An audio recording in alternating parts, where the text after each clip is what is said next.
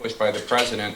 Was the final straw last week when a majority of your colleagues, House Republicans, signed on to that baseless Texas lawsuit that would have disenfranchised all of the voters of your home state of Michigan, as well as Wisconsin, Pennsylvania, and Georgia?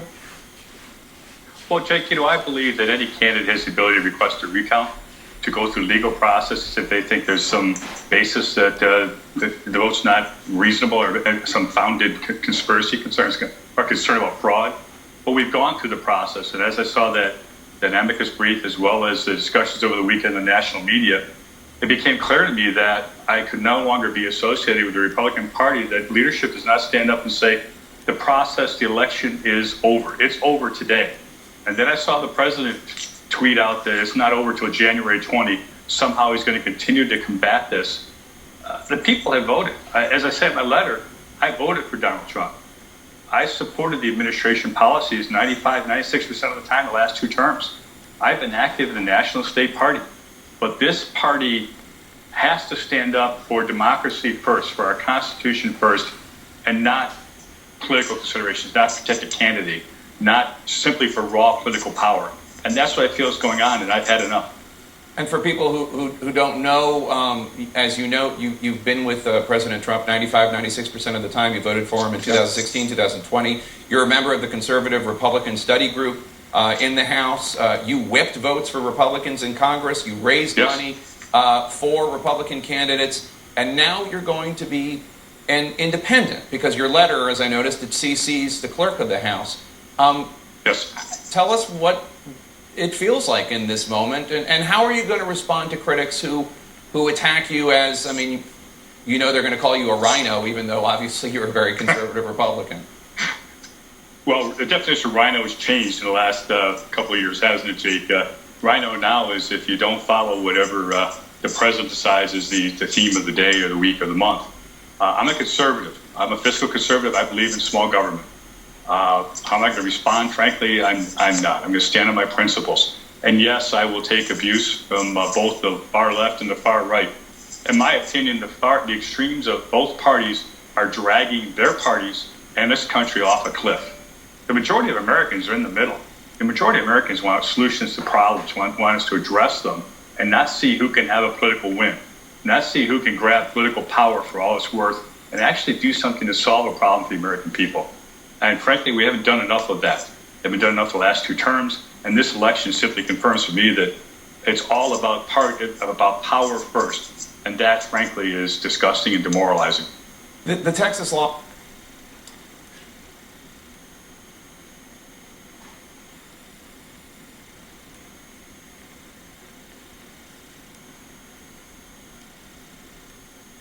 Dealings. For over a year, the liberal media and my colleagues on the other side of the aisle falsely said that we were peddling Russian disinformation. They ginned up any story they could to do and falsely portray our investigation in an effort to delegitimize the report's findings. Even my colleague, Senator Wyden, whom I've worked with on many bipartisan investigations, said the following, quote, "This disinformation also became the basis of the Johnson-Grassley investigation.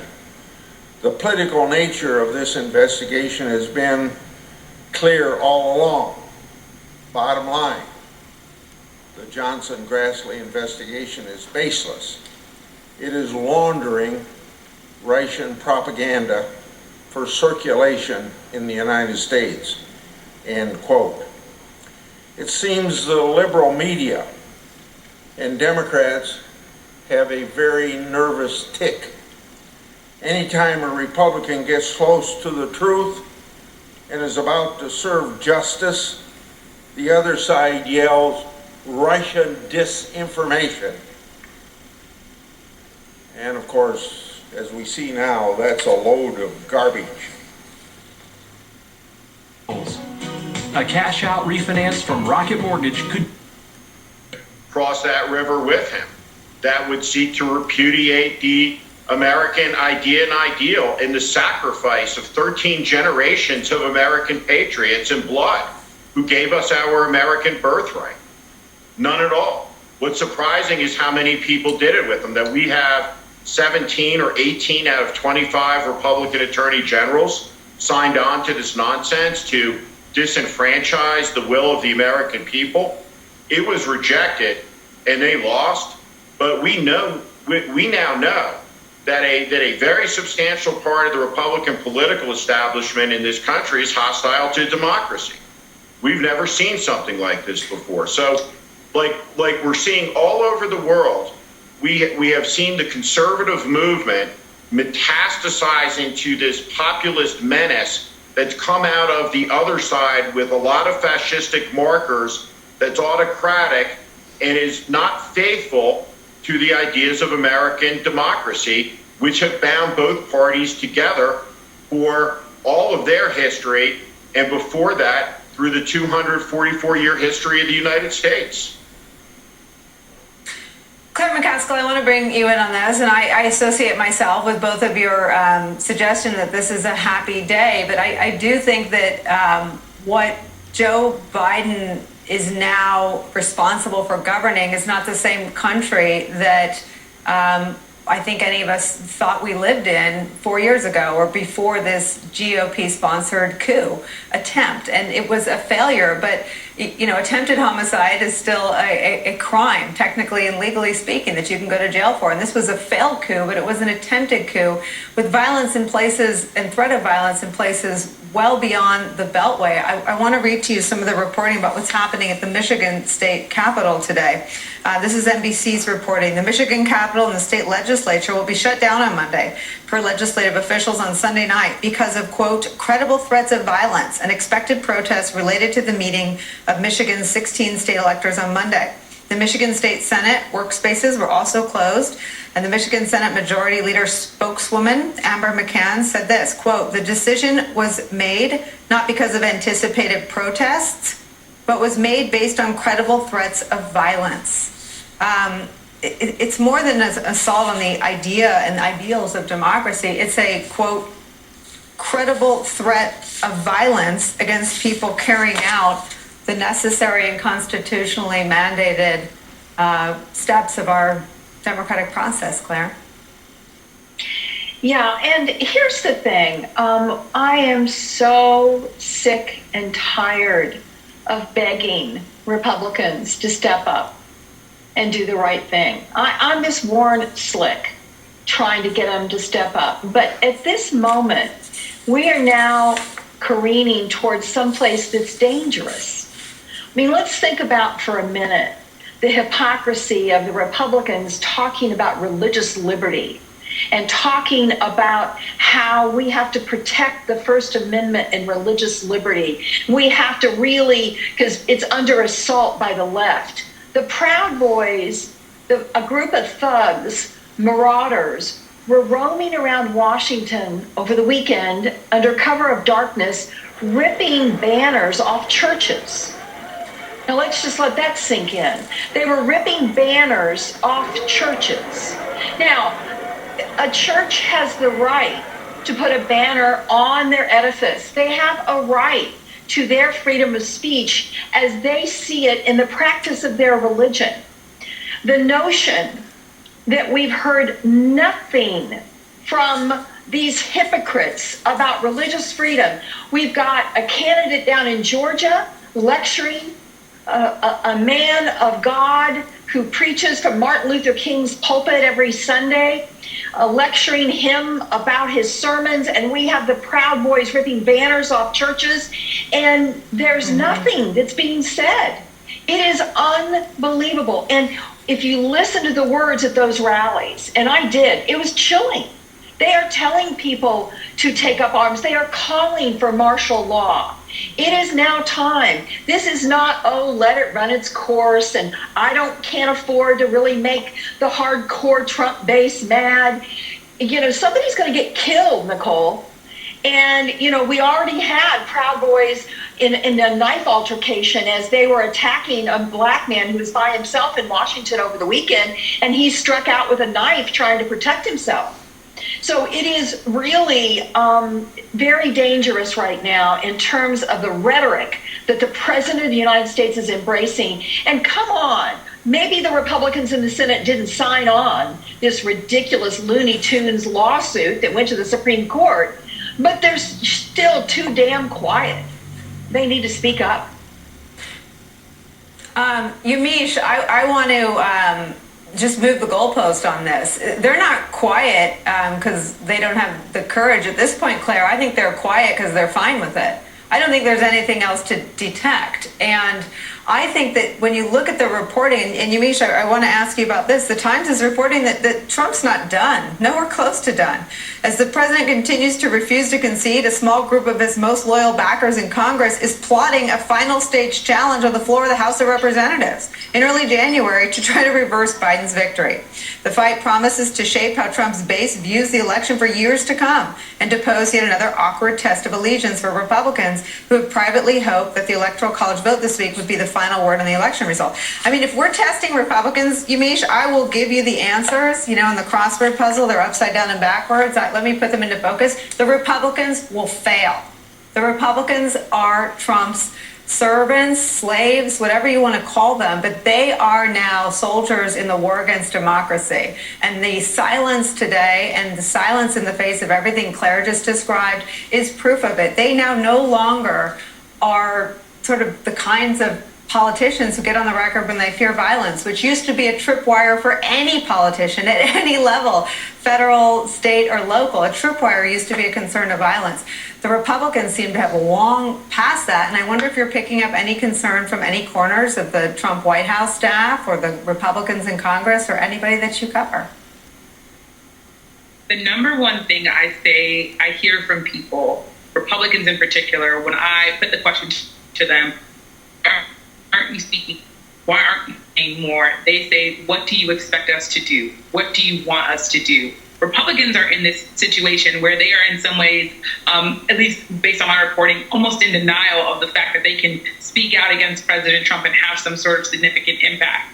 They make it seem as though when President Trump is out here and his supporters are out here doing all of this stuff, inciting violence, saying all these things that are clearly not true, that they somehow are just hostages in a party where President Trump has all of the power. So I think in some ways that might be them making an excuse, but I think it's not surprising that you see in the New York Times that reporting that President Trump will try some last-ditch effort that will surely fail again, because there is no one that is going to try to tell President Trump or even can tell President Trump, stop. It's time to stop. It's time to move on. It's time, as Joe Biden said, to turn the page. We just don't see that happening. Instead, what you see is a GOP that is going to continue to back President Trump, even when it's January 21st and President Trump is still whistling into the wind and no longer in the White House. You're going to expect that some of these Republicans are going to continue to back the president. Yes, maybe it's because they're scared of their own base. Maybe it's because, as critics say, they're cowards and don't want to speak about this. Maybe it's because some of them actually fundamentally believe what the president's saying.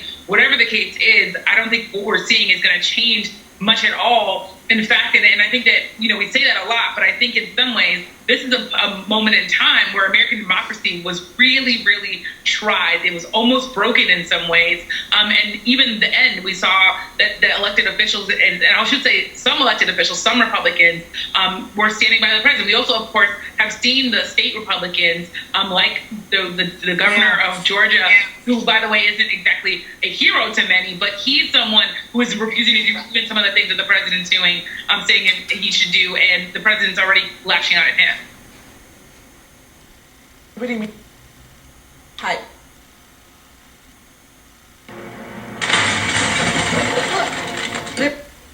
Because it's not allowed, and many of them will remain silent if they want to keep their seats. But the folks who are speaking up, many of those people are doing so because they no longer have to go back to the Trump electorate and ask for 2 more years. There are only 3 Republicans in the House I can think of that have staked out this principal position on the election. Congressman Denver Riggleman, who was retired by his constituents and is leaving Congress, for, by the way, presiding over a same-sex wedding. Congressman Mitchell, who is about to no longer be a Republican, and Adam Kinzinger is the only one who was reelected. That's it. One House Republican with principles, at least vocally. Remarkable. Anderson? Jake, appreciate it. Thanks very much. Fascinating interview. I want to bring in our team here, talk about what we have just heard and also what we have been witnessing now throughout the day. Rick Santorum, Van Jones, David Axelrod, Gloria Borger. Gloria, what do you make of what Congressman Mitchell was saying? Well, I thought it was a stunning interview, and I'm actually sorry that he's decided not to stay in Congress, because I think he would have an awful lot to contribute were he to remain there.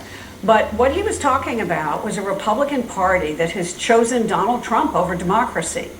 And he couldn't take that or stand with it anymore. And when he asked Jake the question, what are we, Venezuela? You have to think, that's actually not funny. That is a real question that you have to be asking of these Republicans.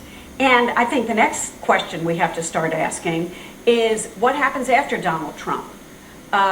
If he remains on the scene or kind of on the scene or still holds these Republicans in thrall and they feel beholden to him in some way, what will they give up next? What will they do next? And how can the Republican Party ever return to what it was before Donald Trump, which I always thought was a Republican Party that had some sense of principles and ideas and beliefs, which, as Abby was saying before, they've all abandoned in the age of Donald Trump. And they don't care what they used to care about. They just care about one person, and that's him.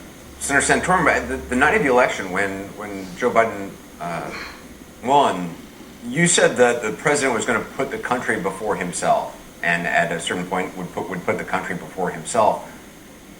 When's he going to do that? Because he's not doing that yet. Yeah, I would agree with you that that he hasn't come to that moment where he feels comfortable in conceding, which I think is wrong. I mean, obviously, we're going to see here, and I sort of disagree with the tone that the panel and Gloria said. Look, that the Republican Party has somehow abandoned democracy. What's going on right now? I mean, they're counting the votes, and Joe Biden's going to win, and they're counting votes in that I don't know of any Republican legislature, and there were several of them, they could have gone forward and put forth a different slate. None of them did. They stood up to Donald Trump, because I can tell you, because I talked to a bunch of them from Pennsylvania, there was a lot of pressure on them to do it. They didn't. So the idea that supporting Donald Trump in his effort to get to the bottom of fraud, which I think a lot of Republicans absolutely feel there was a lot of bad behavior at this election, but that is not the same as disrupting democracy. Democracy is working. It's working today. I don't see any Republican blocking that democracy from working. So I think the narrative that somehow Republicans have abandoned all their sanity and have thrown in with Donald Trump just doesn't fit with the facts of what we're seeing happening today. Can I just say that there are those 126 Republicans in the House at the national level who supported that Texas lawsuit, which we all know was gibberish, which was gibberish. But I will agree with you that at the local and state level, there have been some very courageous Republican officials. But at the national level, not so much.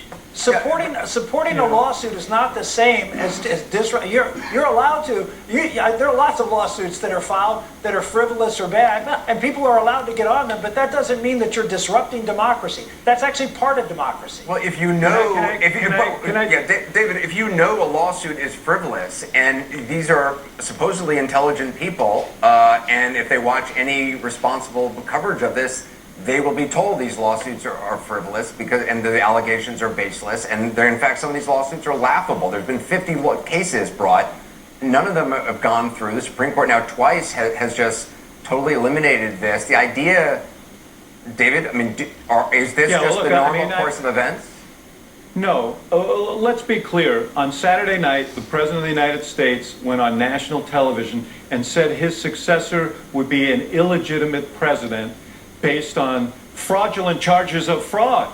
The fact is that court after court after court have tossed out these charges for lack of evidence. A lot of the things that were tossed out of court were included in that complaint in Texas. They have no foundation, and the President of the United States is about delegitimating his successor, and it's stunning to me that 70 to 80% of Republicans now accept the fact that somehow this election was riddled with fraud. There simply is no evidence. If there were evidence, then the president's team would have brought it to court, and they could not. So, I think the president is right now about the business of trying to delegitimate his successor. And my problem is that once you start undermining these norms, it's very hard to repair them. It's very hard to restore them. And I think those 126 were a party to that. And by the way, Van, I mean, Rick is saying that he seems to believe that there was, a widespread or a lot of shenanigans going on, and that needs to be uncovered. If what the president is doing, Van, is raising money off this. It's not just he's subverting democracy. It's not just that he is saying things which are not true and getting people to believe it. He's also making huge amounts of money for it. He certainly is, and I think this is a very dangerous conversation we're beginning to have. I think we need to be very clear with the public. Our institutions are holding up, they're bearing up, but they're bearing up under unprecedented strain. Unprecedented strain. Yes, we have our courts and they're functioning, but when before have you ever had to have security guards for electors in America? When has that ever happened?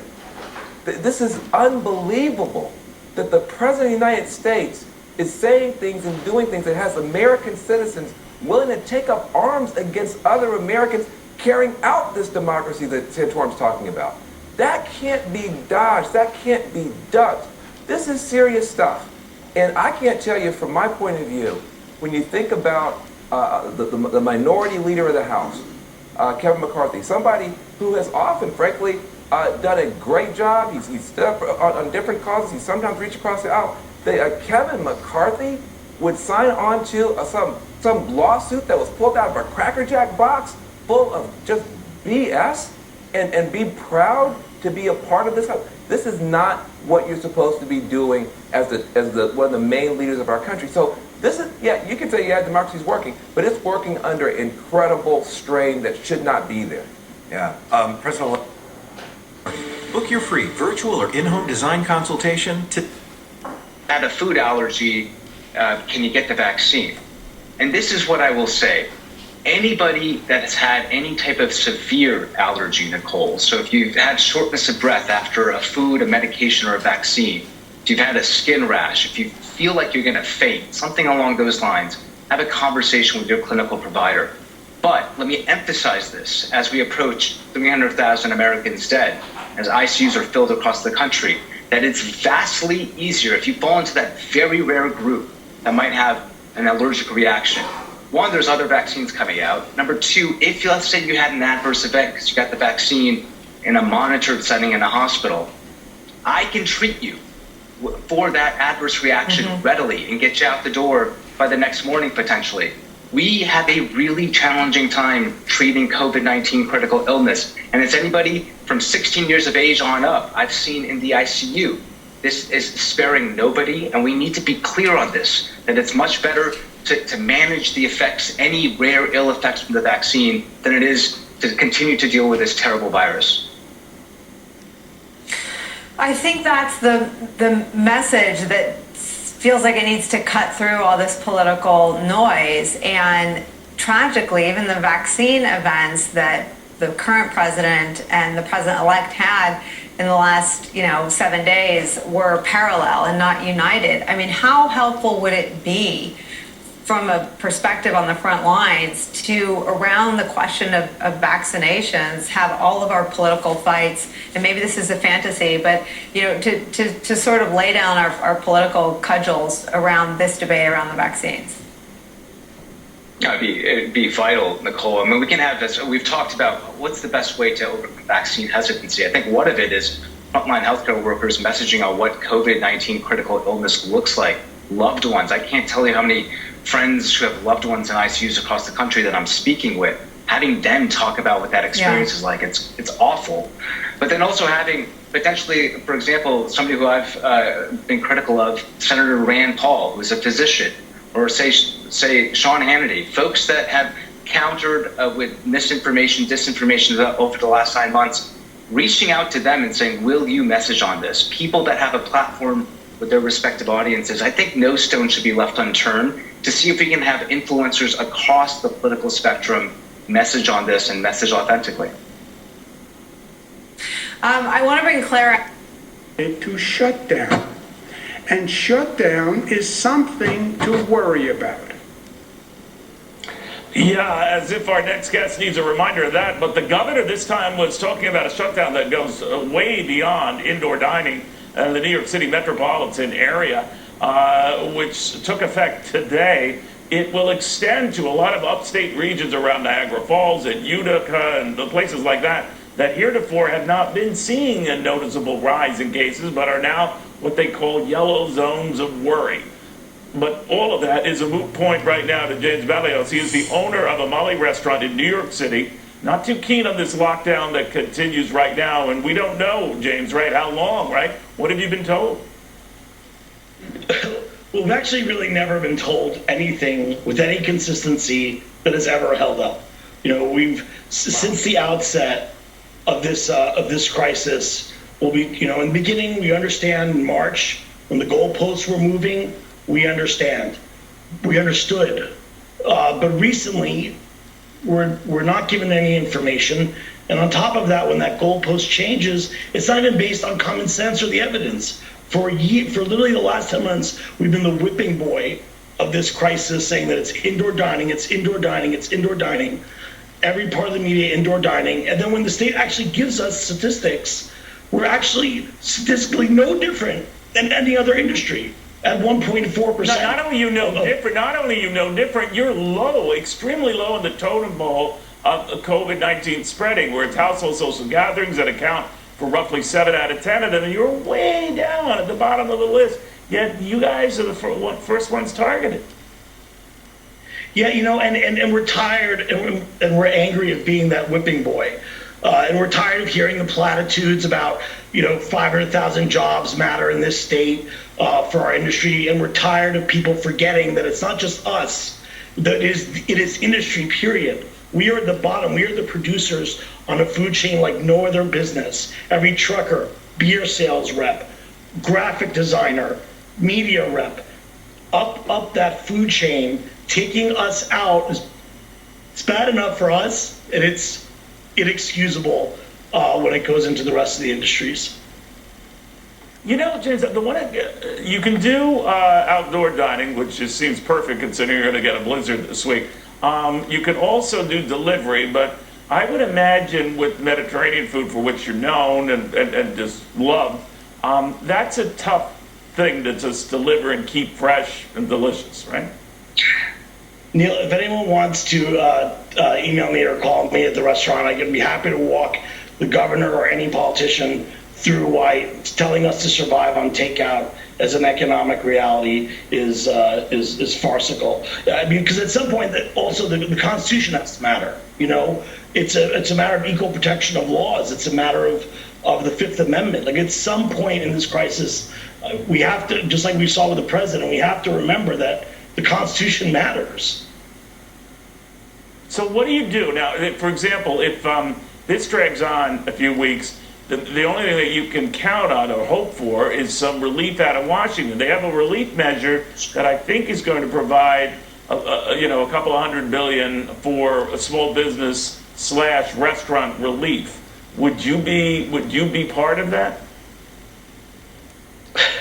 Well, we missed having experience with the PPP in the first round. I think what the government should really do, if it really cares about our industry, is not only pass this $908 billion bill, but I'd say in New York, how about New York State sets aside some of its almost $1 trillion budget to help restaurants, and not even help, just support restaurants to survive. We're just asking for the ability to have what's that, the hangover? All Chow needs is a fighting chance. We're just asking for a fighting chance when the state has taken so much away from us. But we need to pass the rest. No industry that I know has suffered and had a direct hit so much as the restaurant industry. But I'm hoping that between the vaccine and between hopefully things settling down, things will turn around, but you're waiting and waiting and waiting. I can imagine it's quite frustrating. Hang in there, James. That's all we can say. Thanks, Neil. We really appreciate you taking the time and hearing us out. No, I appreciate you joining us, James Valdez. I hope you guys can see what the guys like that are dealing with. You can talk pie in the sky all you want about saving people, helping people, all that, but the restaurant industry, as a percentage of new cases, is the lowest on that list. So why are they always targeted? It's just weird, right? All right, all of this happening on a day the electors, or the presidential election, are meeting all around the country, and Joe Biden is getting closer and closer to the 270 electoral votes he'll need to officially become the next president of the United States. They could be waiting on California at the top of the hour, about 20 minutes from now. It's 50 plus electoral votes. Could seal the deal and make it all official after this. Helping. For just $12 a month, we'll send you this exclusive. That, just like everyone else in this body likely is. Especially these days, we tend to fall into this trap too easily in which we assume bad motives to folks who just think differently than us. There's some folks out there today who, won't go to businesses that are owned by Republicans, or won't associate themselves with folks who might have more progressive views than they are. Politics matters, don't get me wrong, but there are things that matter more than politics. And when we think about what those families are going through today, as they are forced to relive the events of that day in Sandy Hook Elementary School, we should be reminded of how lucky we are to still be on this earth. For those of us that haven't endured that kind of loss, how lucky we are to still have our children by our side. And we should remember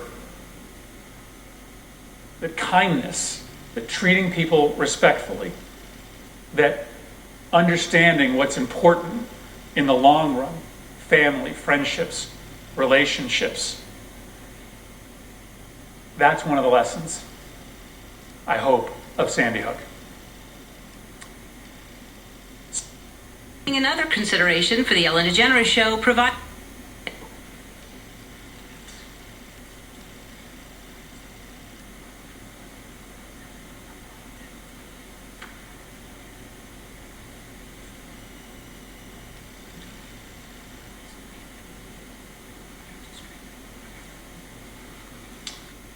Careful, just taking extra precautions, and then just really making sure they understood the significance behind it, that we just didn't want to go out in public as much. And so it was hard, but we made it through, and I was just really proud to be here today, to be able to be the one to cast the vote. Well, congratulations to you for the history that you made today, and for being able to cast that vote for your preferred candidate. Over to you, Wolf. All right, thanks very much, Abby. Take a look at this, 240, 232 right now. Biden has 240 electoral votes. Trump has 232. 47 states in the District of Columbia have already cast their votes as fully expected. 3 states left, Oregon, California, and Hawaii. All of them will go to Biden. That will be 66 additional electoral votes for Biden. He will wind up with 306 and Trump 232. That will happen in the next hour. We're following that very closely on this historic day. Also, we're following the coronavirus vaccines now going out in the United States. Unfortunately, as the death toll here in the U.S. has just crossed 300,000.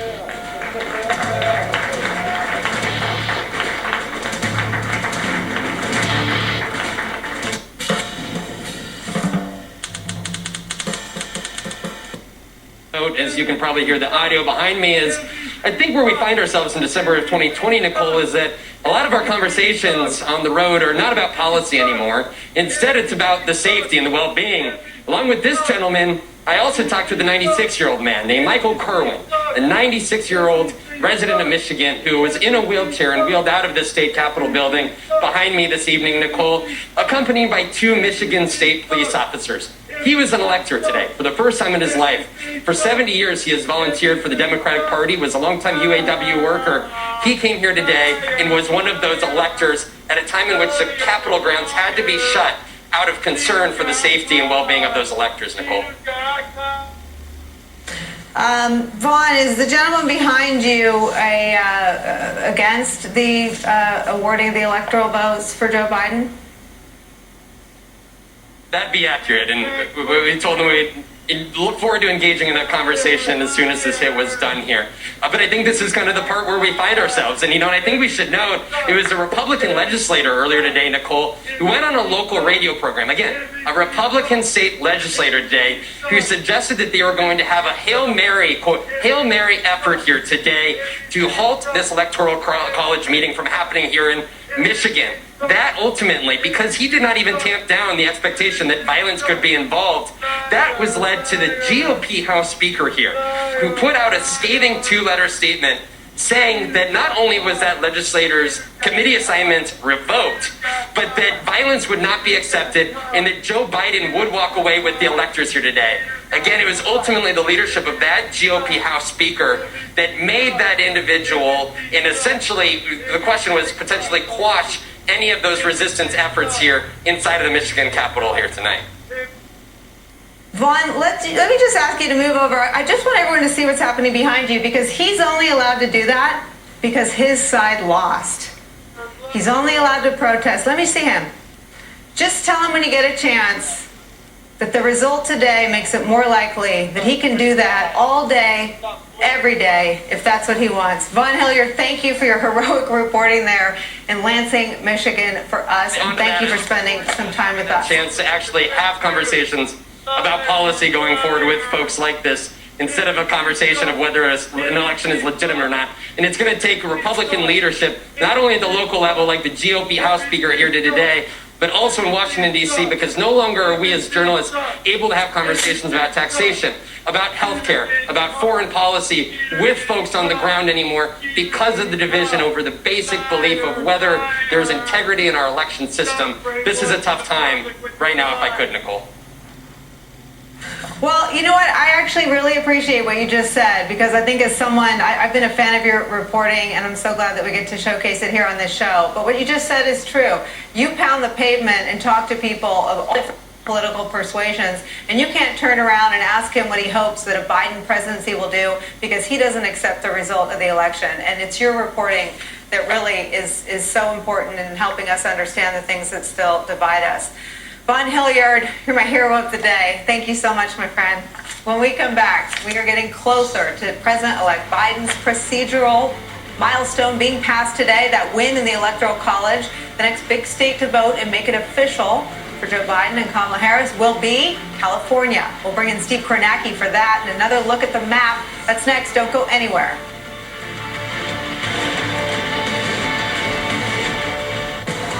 Today, cases are going up all across Minnesota. This fire department is averaging 15 to 20 calls a day for COVID and flu-like symptoms.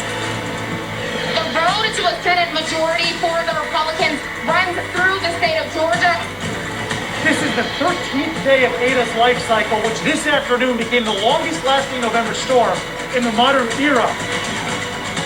The moment to truly understand who we are and who we say we are is right here at our feet.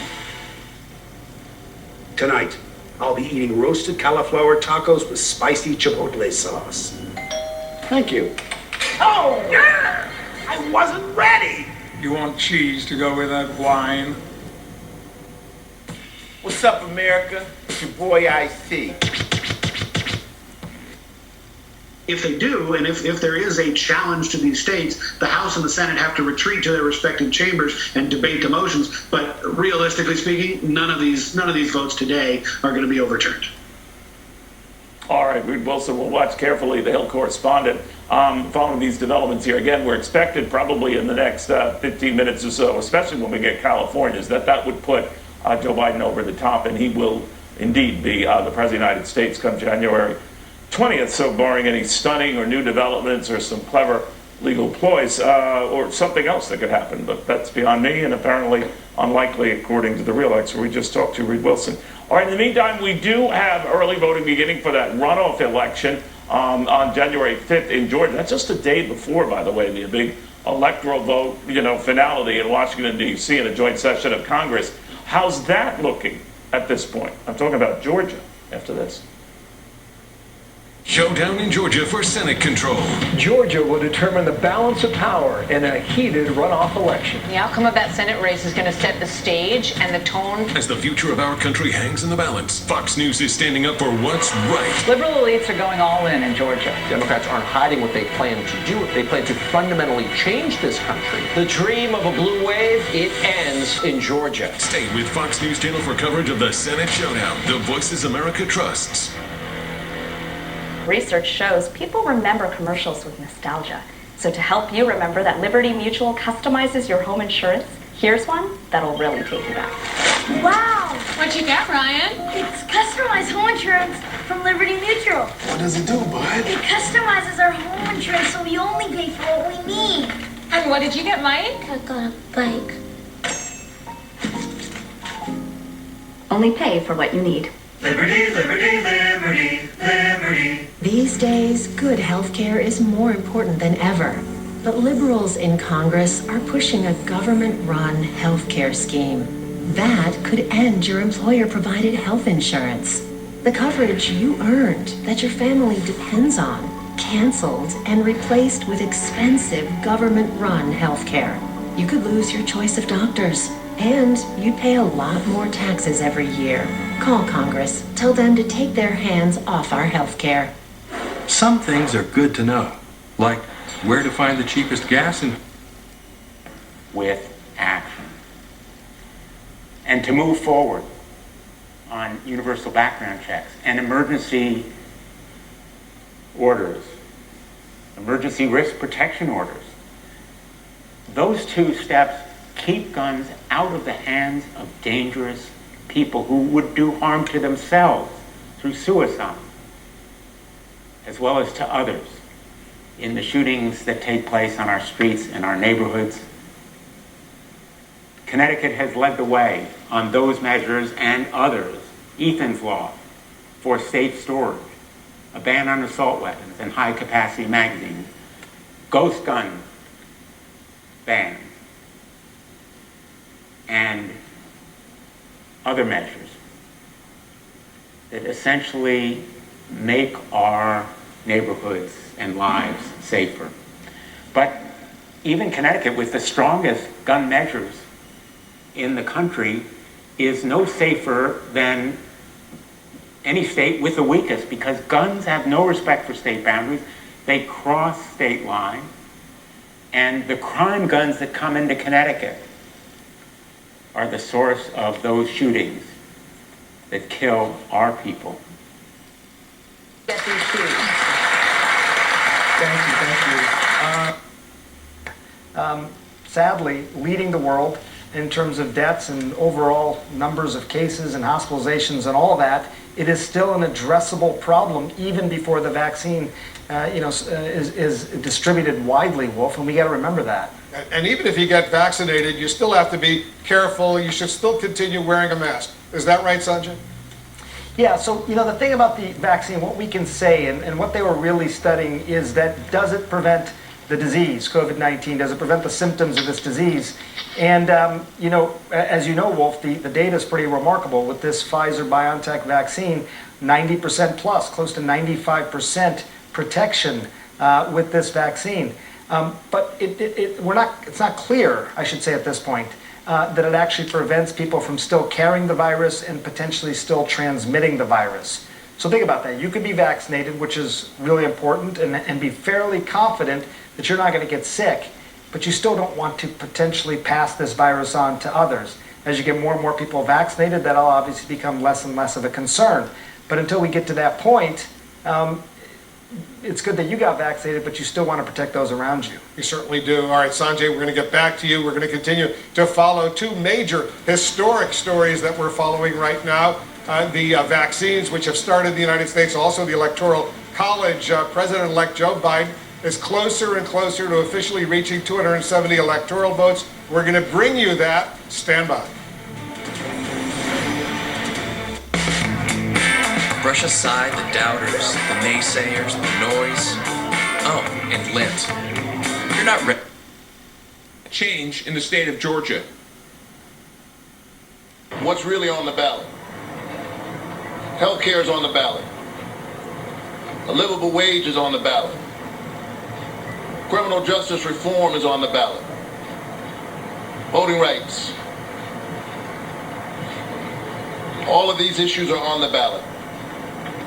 And so thank you so much. Make a plan to vote. Gather everybody in your circle. This is a defining moment in American history.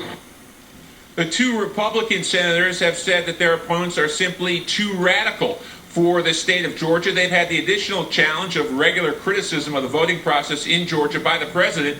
So both Republicans have had to talk about the November election quite a bit. Here's Senator Kelly Loeffler. What we're doing is make sure that we have more signature verification. We're in the courts right now fighting for that. We've seen a string of high-profile politicians from both sides coming here to campaign. Tomorrow, it'll be Joe Biden. Neil? All right, Steve Harrigan, thank you very much, my friend Steve. In the middle of all of that, Atlanta, Georgia again. 3 weeks from tomorrow, I think that's 3 weeks from today, we will know with the runoff election itself. And the next day, of course, the confirmation of the electoral votes in the nation's capital for president. Charlie Gasparino, our great what-if question we ask. We do this occasionally. When you buy the consensus argument that it's certainly not both of these seats can go Democrat, maybe one of them, but you need both to go Democrat for the Senate to switch hands. But we occasionally like to raise this what-if possibility. What if that consensus is wrong? What if indeed both seats go Democrat? Then what? How would the markets digest that? How would Washington digest that? I would imagine both would be surprised, Charlie Gasparino. And angered. I can tell you that my sources, as you know, are the Wall Street firms, the private equity firms. They are keeping a close eye on this. They have people on the ground monitoring this election because if the Dems control the Senate, then you know that fiscal policy will be much more radical, more tax increases. The stuff that Biden ran on will get passed because if they get 50 seats, Kamala Harris becomes the tiebreaker and he can pass his ambitious and, anti-business agenda. I mean, he admitted it. Increased regulations, taxes, Green New Deal, you name it. I will say this. This is what they're telling me. I'm not down there, but the people that are down there representing the Wall Street firms that are monitoring this say this. The Dems have an amazing ground game. It's led by Stacey Abrams, who has a get-out-the-vote effort, a former gubernatorial candidate who lost very narrowly to Brian Kemp, the current governor. It's amazing, it's strong, and it's working.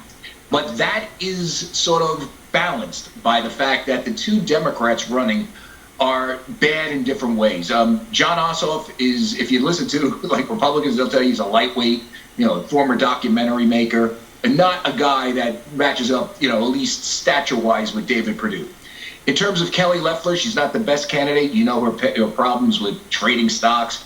Reverend Warnock is a good orator, but Reverend Warnock is to the left of Barack Obama and probably right there on the political spectrum with AOC. And the Republicans I talk to, the Wall Street firms that are down there are saying they just can't imagine that an AOC would become the next senator from Georgia.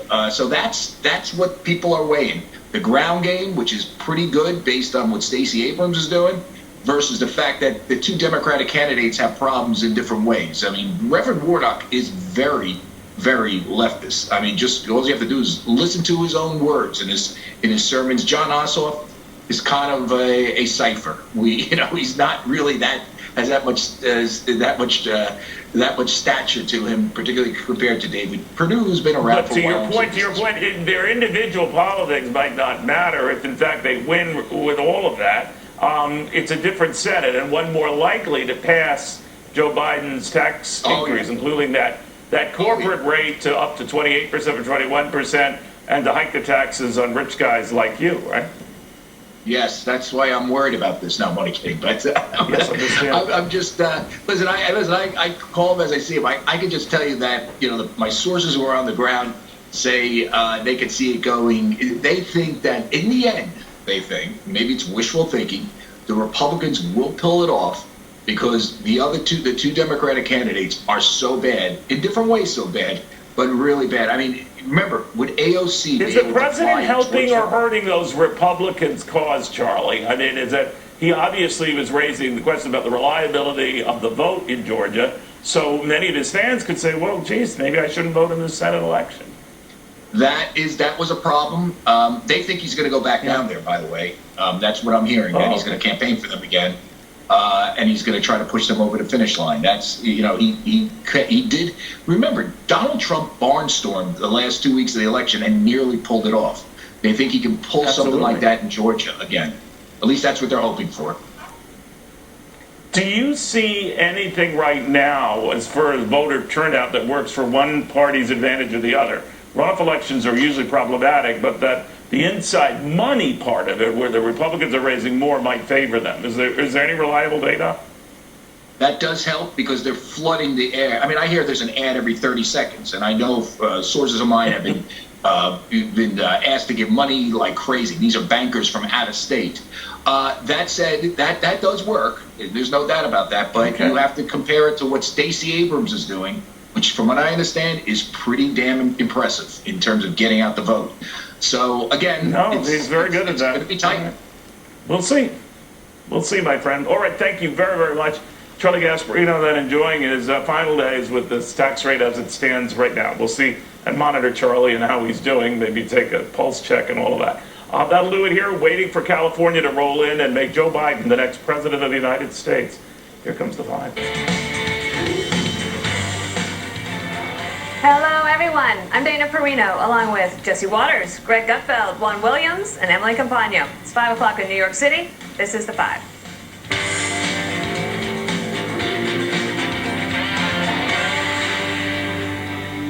A monumental moment for America in the fight against COVID-19. The first vaccine shipments are finally here. Frontline workers getting the initial shots in the arm today in one of the country's biggest mobilizations since World War II. And millions of doses of Pfizer's vaccine on their way to hospitals and other locations in all 50 states. Health and Human Services Secretary Alex Azar laying out when the vaccine will be more widely available. We'll have about 100 million shots in arms by the end of February. The experience is going to look a lot like what you do for your flu vaccine, going to CVS, Walgreens, Kroger's, Duane Reade, and getting your shot just like you do, or your doctor's office. So that's the experience we're trying to recreate. President Trump calling it a modern-day miracle and touting. Should not have had any doubt when you woke up this morning. You should have absolutely no doubt when you sit down for dinner tonight. Joe Biden is the president-elect of the United States, and we've had a remarkable day. Democracy at work. It's been interesting to look at all these state capitals. Some security concerns, which are troubling, but otherwise it's been refreshing to watch Democrats and Republicans gather in their states across the country, do it the way it's supposed to be done, not challenge it, not attack it, not denigrate it. When you say security concerns, some electors actually have been threatened, which is hard to believe here in the United States of America. It's a sad piece of this chapter of 2020. And look, the president himself has not threatened anybody except other Republicans to try to change the votes. When you have a climate where leaders are saying this is wrong, this is cheating, this is unfair, this is a steal, when it is not. It is democracy, it is counting votes. You create this bad climate. Will it change? The president-elect, Joe Biden, will speak to the country tonight. The country's pretty evenly divided right now. But again, let's be optimists. This is the way it's supposed to work. Democrats were mad when it worked this way 4 years ago. Republicans can be upset tonight, but the way you deal with that is to get ready for the next election, not to challenge the integrity of the process, because there's no evidence. There's no evidence of any fraud.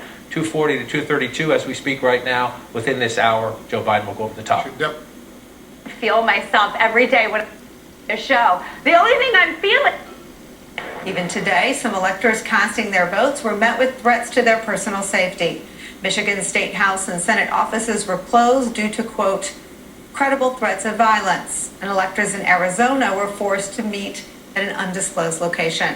Our democracy hanging on, but deeply damaged by the actions of the GOP is where we start this hour with some of our favorite reporters and friends. A.B. Stoddard, associate editor and columnist for Real Clear Politics, is back. Plus Olivia Troy, former top aide to Vice President Mike Pence and an advisor to Defending Democracy Together, is here. And former chief of staff to the CIA and the Department of Defense, Jeremy Bash, is here. Just in the last hour, we got excerpts from President-elect Joe Biden's address. He's expected to address the nation at 7:30 tonight Eastern time. Let me read some of those to you guys and get your thoughts.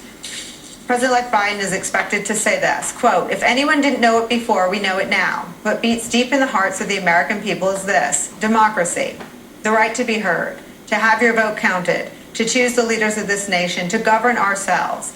In America, politicians don't take power, the people grant it to them.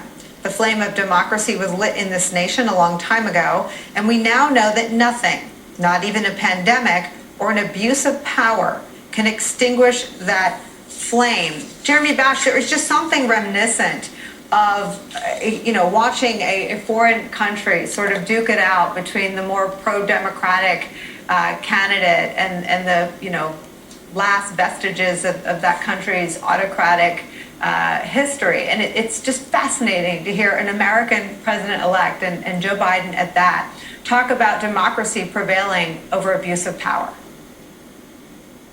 It's amazing we have to do that here in America, Nicole, because of course we have been as Ronald Reagan said, the shining city on the hill, the beacon of democracy to the world. It's a day of mixed emotions. On the one hand, with respect to the pandemic that we're all living through, we crossed the 300,000 death threshold, a horror. And then on the other hand, people began to get the vaccine today.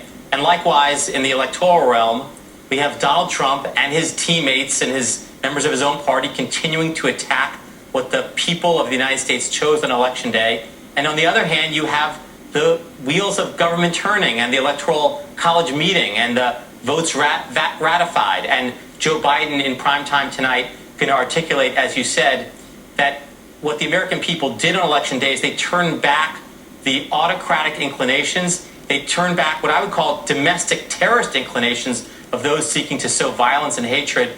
And they chose a person in Joe Biden who is going to now embody, I think, the choice, the will of the people, that the United States is determined to remain a democracy. And this is as big of a moment, Nicole, as we've had in our country maybe since the Civil War.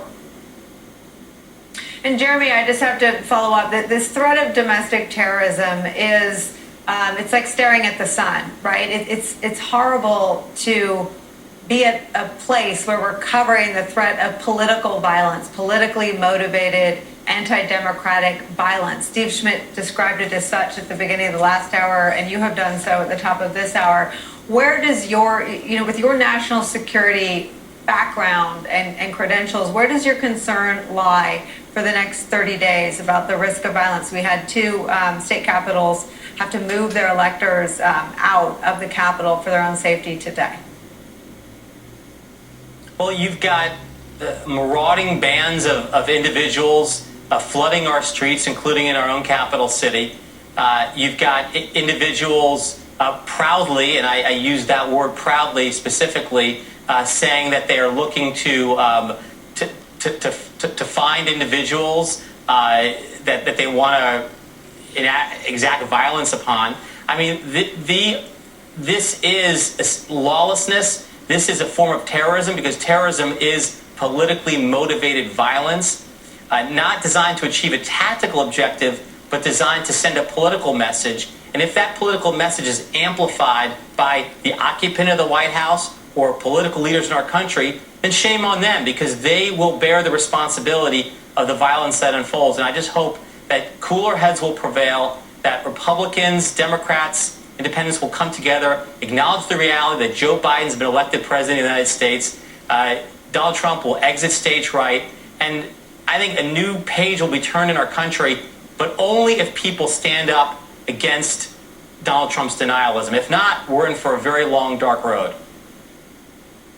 Plan wasn't going to be able to be pulled off. Yet, it looks like he's pulling it off flawlessly, so I expect apologies tomorrow at the earliest.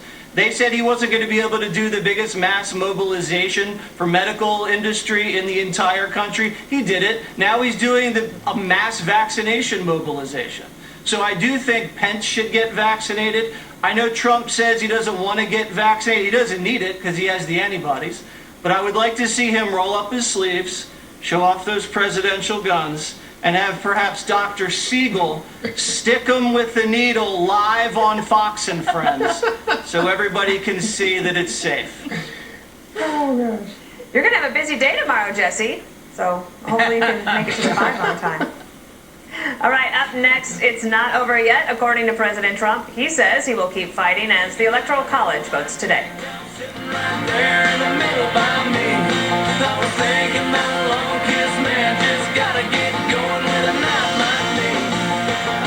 Fox News covers the stories you want to know about. Breaking Breaking tonight, new revelations on the investigation into Hunter Biden.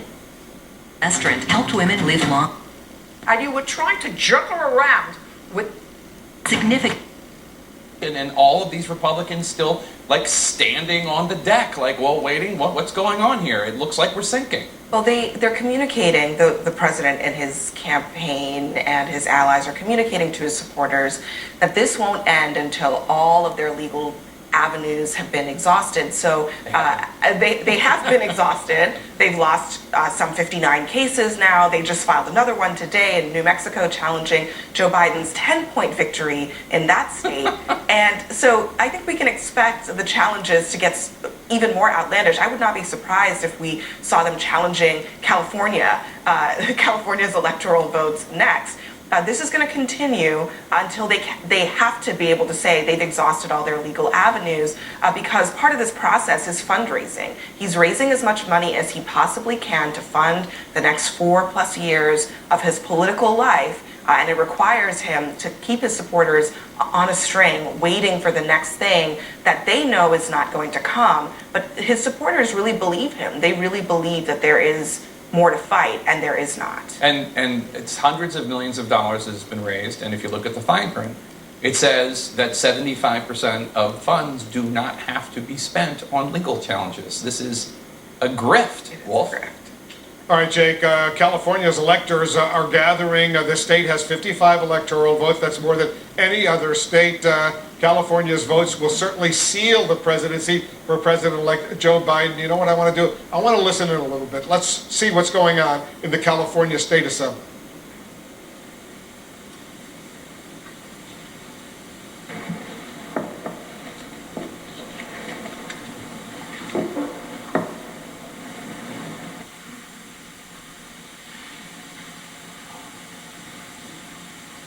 So I take it they've just sworn in the electors. They're doing a roll call right now. Let's listen in. Person of California's Electoral College for the selection of President and Vice President of the United States. The nominations are now open. Mark Gonzalez of Congressional District 34 is recognized for the purpose of nomination. Mr. Gonzalez. All right, they're in the nominations process right now. We're going to wait for the actual vote. This will bring Biden over the top. He'll have much more than 270 needed to be elected president of the United States. David Chalian, another historic moment we're about to see when the Electoral College, the all-important Electoral College, yes, it may be nice for Biden that he's won the national popular vote by more than 7 million votes, but it's the Electoral College that elects a president of the United States. That's right, Wolf. And listen, Joe Biden has known that he was well over 270 electoral votes for weeks now. Donald Trump has known that too, despite the fact that he continued to try and come up with baseless claims of fraud to try and slow down this process. But here we are at the constitutionally mandated day in December. And if, for folks just joining us, Wolf, what we've seen today is really remarkable. Across the country, in 50 state capitals, in the District of Columbia, we've seen this process of the electors coming, casting their ballots for president, for vice president, and then signing 6 different certificates that then get mailed off to local judges, to the Archivist of the United States, and most importantly, to Vice President Mike Pence, who, as you know, Wolf, is the president of the Senate. And on January 6th, in a joint session of Congress that Mike Pence will preside over, what you are seeing on the TV screen happening right now in California and what you watched all day long, the tallies, those electoral college tallies from each state will be in Mike Pence's hands, and he will open them. And he will read aloud and accept this final electoral count that will be the very last step in the process to make Joe Biden the 46th president of the United States. And it is Mike Pence who will be presiding over that, over his very loss as vice president of the United States. Yeah, it's a great state and nation. It is in your blessed name I pray. Amen.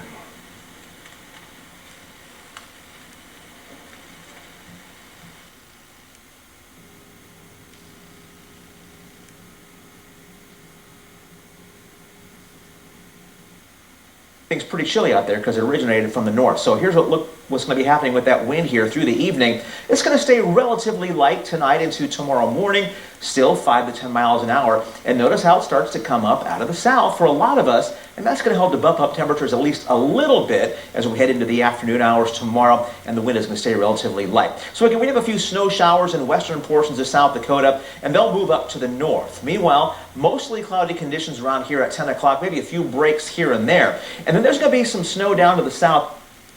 After the Electoral College finishes voting. All right, Greg, just breaking in Antrim County, Michigan, they did an audit of all the Dominion machines. They found a 68% error rate, and all of the software was wiped illegally. People are saying they got to look at all the machines in all the counties, but, I mean, it's an uphill battle from here. Yeah, and I'm wondering, where are all the people in the media and the liberals that really hate the Electoral College? They've gone very, very quiet. Look, just for the people that are laughing or making fun of this effort, this has been going on for 1 month. If you don't like this, but you didn't mind 4 years of the collusion hoax, you've lost the right to comment. We don't have to listen to you. You can't accuse anybody of undermining democracy because you did that for 4 years. The other mistake is to think that Donald Trump is somehow leading this effort. I don't think he is. I think that he's responding to his supporters who legitimately feel that they have been cheated. And I'll get to the point of why they feel they get cheated. Unlike others, right, he's not going to be dismissing the people who've supported him for years. He is following through with their own faith in him. Trump didn't just win in 2016. It was the voice of American voters who were often ignored and mocked. And I think we should pay attention to that going forward. All right, so we know what's going on. There was fraud. But the solution, which is throwing out this election, is being deemed worse than the actual wrongdoing. Essentially, the courts are saying, I'm sorry, what can you do? We don't want a civil war. I hear you. You've got the affidavits, you've got the testimonies, and they definitely tell a story of widespread bullying and intimidation. You are damn right to be pissed off. But, and by the way, they were doing that to reduce the transparency of the voting tabulation. Everybody knows this. Everybody's seen the affidavits. However, what's the next step? The next step, nobody wants to take responsibility for that. The courts don't. So they're just saying there's nothing we can do. That's my theory. Yeah, Emily, were you surprised that the Supreme Court didn't take the Texas case? The Supreme Court's there, legal scholars say, to kind of adjudicate disagreements between the two states. People thought they'd take it, but they didn't. I wasn't surprised. I expected them to issue an order pretty quickly on the standing issue, to be honest. And to Greg's point, I'll give a really brief overview of the legal landscape. So since the election, just since the election, there were 39 lawsuits filed by the GOP and by the Trump campaign, 36 of which have either been dismissed or lost thus far, and 3 are still pending, 2 out of Wisconsin, 1 out of Georgia. And one of the Wisconsin ones, the remedy sought was to have the state legislature pick the Electoral College. So given today's date, it's sort of moot. And so I think taking a step back then, short of continuing to file, then it, arguably, you could say President Trump is running out of time and options, at least in the courts, for this election. So the way I look at it now is that the shift of his focus should be what he can control and what he can do, which is lobbying in Georgia, and that's what he's doing, because that's the last standing way for him to preserve the legacy that he's left for 4 years and all of the things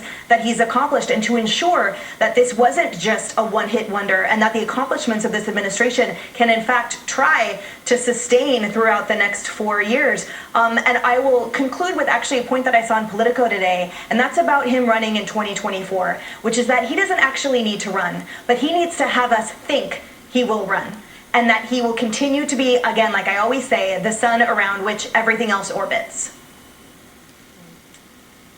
The sun around which everything else orbits. Did Politico say that, or was that an Emily Compagno quote right there? That was an Emily Compagno, and I didn't mean, I meant everything in that topic. Okay. Dana, what are your thoughts on all this? Well, I'll just pick up on something that Emily just said about Georgia. The president's being as helpful as he can be down there, encouraging people to vote in any way possible. Early voting started today. Now, on the ground, some of the Democrats are saying, oh, we have this big lead. But it actually doesn't look like they do. They are way down in terms of absentee voting or mail-in. Took on the Trump campaign, fact-checking the list of people they claimed had voted illegally. That lawmaker would tell us how she debunked their false claims of fraud later in this hour. And as Joe Biden prepares to address the nation tonight as the country's president-elect, the far right has further debased itself after an unprecedented broadside against the future First Lady, Dr. Jill Biden. Deadline White House continues after a quick break, so don't go anywhere.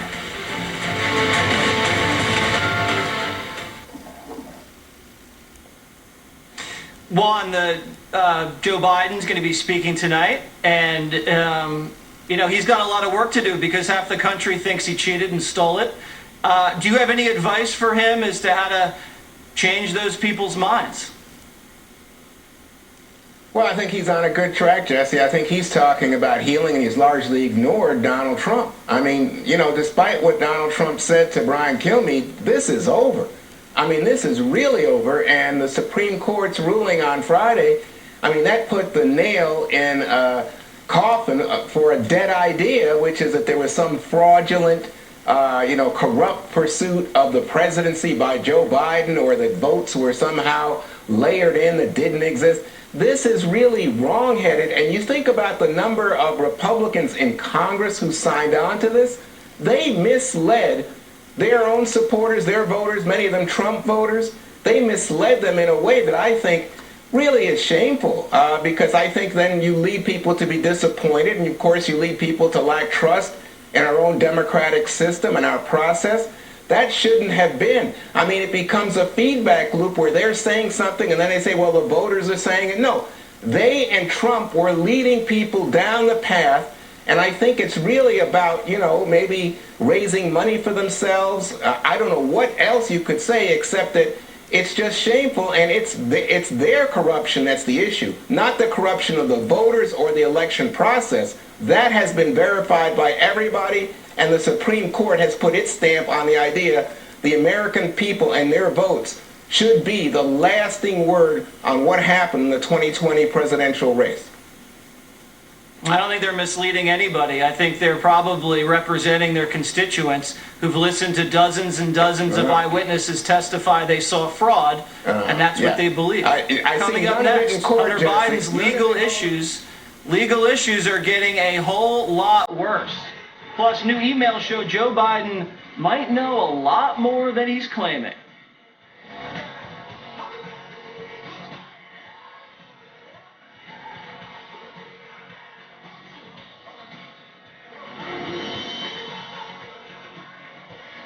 This year we learned anything's possible.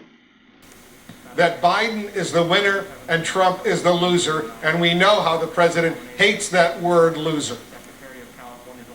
Yeah, but that's exactly what he will be officially here at the end of the day as these votes have been cast. And, it's obviously a sweet moment for the Biden-Harris ticket that this is happening in California. That'll put them over the top, not just a big Democratic state, but Kamala Harris's home state, a Californian on the ticket as vice president, a history-making vice president. And so having her home state be the one to officially end this electoral process this year and send them off to the White House, I am sure is a welcome development in the Harris camp. We're going to squeeze in a very quick break right now as we wait for California to make its electoral votes official. We'll have live coverage coming up right here. Stay with us.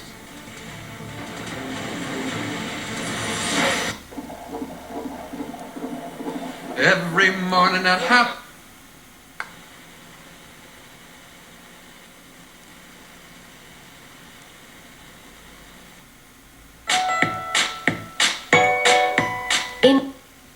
So what you're telling me is that this woman who takes her dog everywhere, this calm dog, who as a New York City nurse received the very first federally approved coronavirus vaccine in the United States, just the first of 2.9 million doses to be distributed this week to frontline healthcare workers and nursing home staff and residents.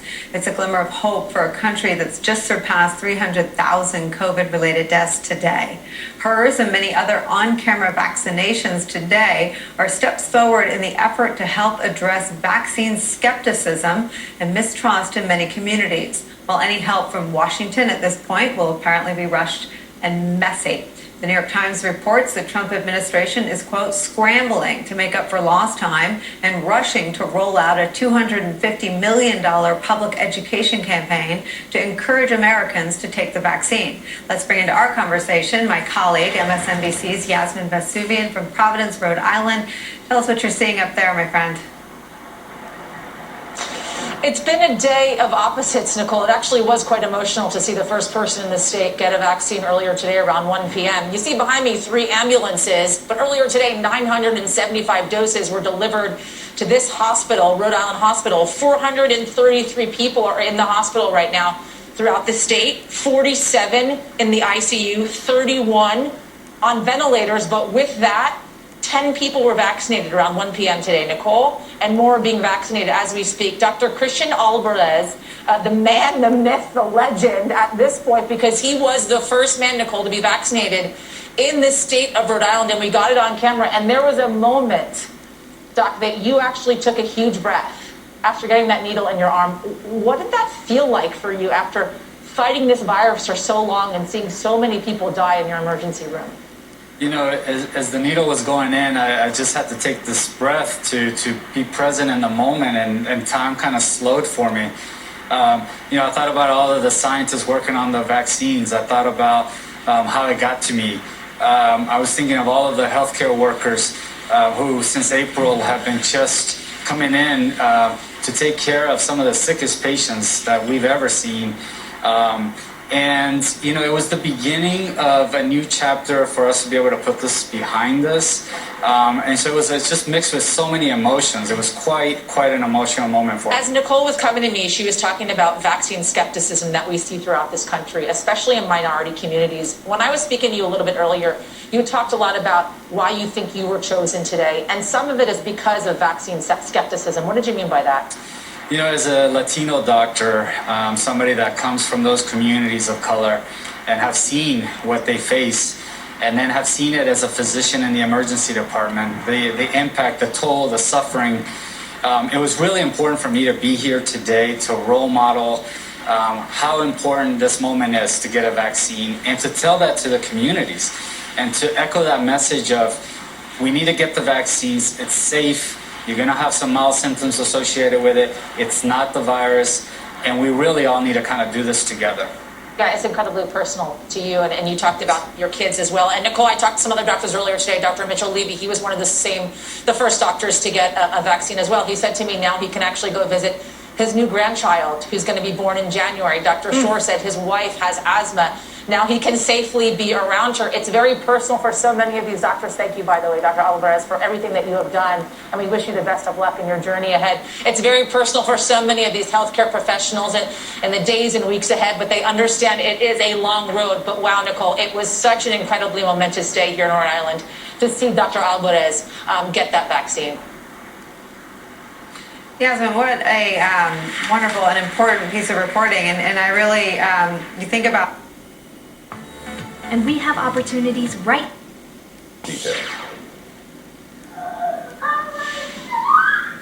Tis the season for giving, and that often means spending more money.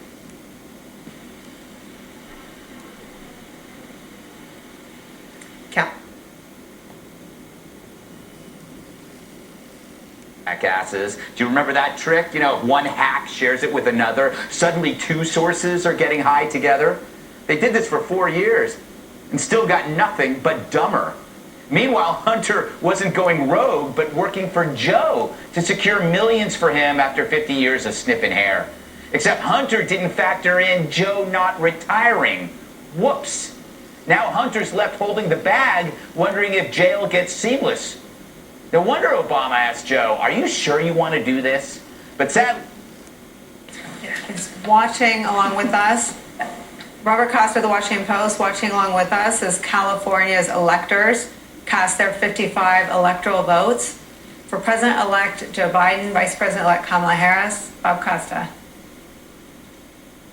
Great to be with you. this was a day that Donald Trump wanted to derail. I mean, we are focused on the steps and the path to actually being inaugurated in a way we never have before. And maybe that's, maybe some of that responsibility lies on those of us that cover this. But early next month. This is a historic moment that we have just seen.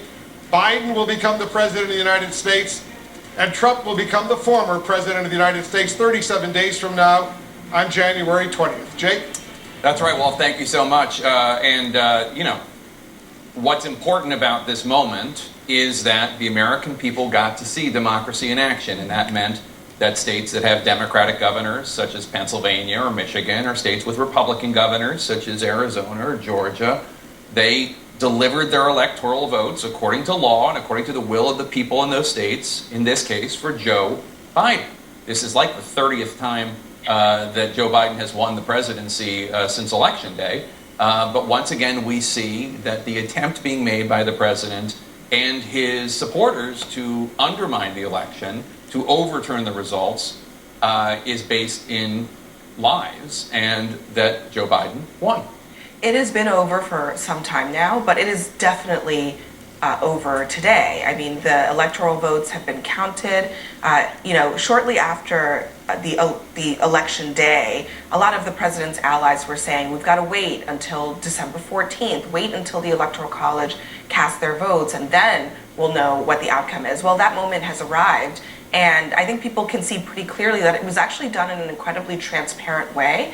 And earlier today, Rick Santorum made this point, and you know, he's making it in a slightly different way. But I think it is important to point out, as you just said also, Jake, there are a lot of officials across this country, many of them Republican, who push back against enormous pressure to do something other than what they are required to do by law in many cases in their states, and what is right to do, which is the will of the voters. Right. They push back. This went off without a hitch. We haven't even seen a faithless elector today, which is different from even 4 years ago when there were a few, a handful. It's not unexpected that that might happen, but we have not seen that. I think it spends it on escorts instead, then gets pregnant at an escort, at a dancer, and then when she says, can you pay me some child support, he says no.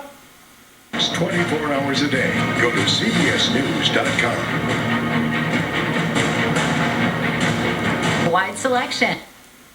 Right. Liked each other and you decided maybe it would be a good...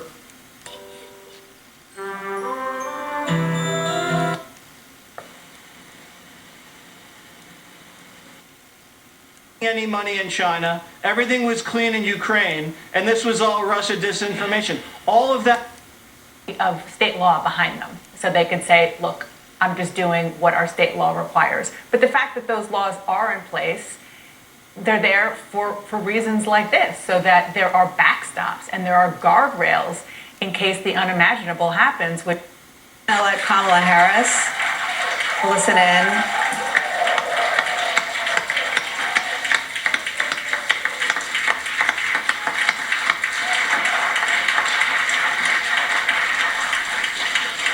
So Robert Costa, this is another sound and sight of the winner's side. The winner, President-elect Joe Biden, Vice President-elect Kamala Harris, they will be addressing the nation tonight at 7:30. Joe Biden making remarks that will include a comment that democracy prevailed, that democracy beats in the heart of all Americans, and that it prevailed over an attempted abuse of power by Donald Trump. It's one of the has any role in this at all. And with regard to Hunter Biden, I think that we all have to understand that Hunter, he didn't share, look, they talked about keys. I don't think that he was actually there. I don't know that. I just think it's wrong to take shots at people involved in law enforcement. I don't think that was his office, Jesse, but I'll leave that because I don't know for sure. But I'm just saying that it looks to me like, you know, Trump has no regard for even an ally, even one of his most stalwart allies, Bill Barr, because all that Trump cares about is getting reelected. He didn't care about the law or about how this country works or the fact that we are not a country of men, but a country of laws, and it protects us all. Very sexist, Juan, men and women. Dana, this could be the biggest scandal of all time. The biggest scandal of all time, and the media is ignoring it. Worse than Watergate. You got to believe it. Yes. You got to believe it. You know, Yes. I do think that. Say enough. You know, Robert Costa, I've been part of autopsy efforts in the Republican Party. They famously ignored their autopsy and elected Donald Trump in 2016. Do you think that that autopsy in this lost election, decisive defeat to Vice President, then Vice President, now President-elect Biden, do you think it will include any assessment of whether there's any exposure for a party being complicit? 126 members of the House of Representatives signed onto a lawsuit designed to disenfranchise the votes of 4 states. Some of them included votes for them. Is there any talk about damage that's been done by being viewed as being anti-democratic, as acting like autocrats from parts far away from the United States of America? Is there any shame? Attorney. Hunter Biden is an attorney. What say you? I hope you're not insinuating something, Greg. I will say this. So as we learn that U.S. Attorney John Durham is expanding his team, right, in the investigation into the Russia collusion origin probe, it's a reminder to us all how long investigations take, especially ones that span multiple jurisdictions and aren't just about tax affairs, but are actually involving complex foreign transactions and foreign powers. So 2 things come to mind for me about this. In addition to that reminder, I've seen the government take 5 years to investigate 1 count of tax evasion. So the 2 things are, 1, the duty and the power of the media, Greg and Dana, to your points about it, and secondly, the fact that while this investigation, these multiple investigations play out, how crucial it is that there is a highlight on either conflicts of interest with now President-elect Joe Biden or the perceived conflicts of interest with him in this upcoming administration, because I think we have to know or resign ourselves to the fact that other than us, the mainstream media won't do it.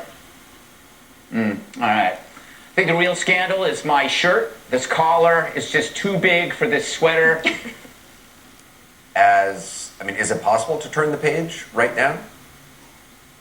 Look, we will hope, we will see. He has a history of relationships across the aisle. Hopefully those will make a difference. But there's something very foul in our political environment right now, and the president has stirred the pot even more. Remember, this president, President Trump, spent 5 years essentially calling Barack Obama an illegitimate president and questioning his citizenship. And he announced even months before the election that if he lost, that he would consider it a fraudulent election, based on mail-in votes. So he advertised in advance, and we said it many times, either he wins or the process was fraudulent. The problem is that people believe it, they echo it. I agree with all of the tributes to Republicans and Democrats across the country who have stood up to political and physical threats in order to do their duty. But we may not have seen faithless electors today, but we've seen a lot of faithless electeds, particularly in the U.S. Congress, who put loyalty to the president and, frankly, fear of the president ahead of their duty to the country. I was moved, as everybody, by Representative Mitchell earlier when he spoke to Jake. He was very eloquent and very strong. He's also retiring.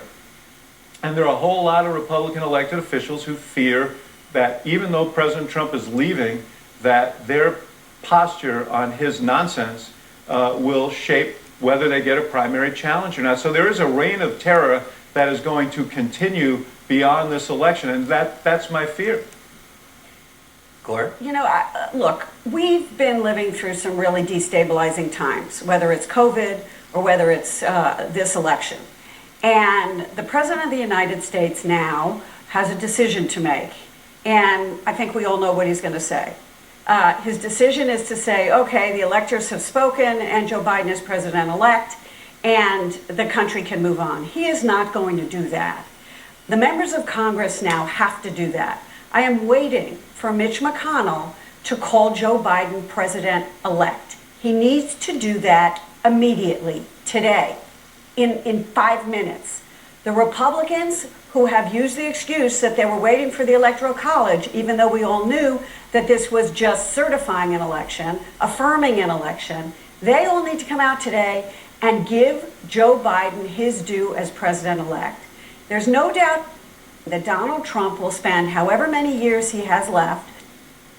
But what we've seen in such vivid terms in the last 5 years is how fragile this experiment is.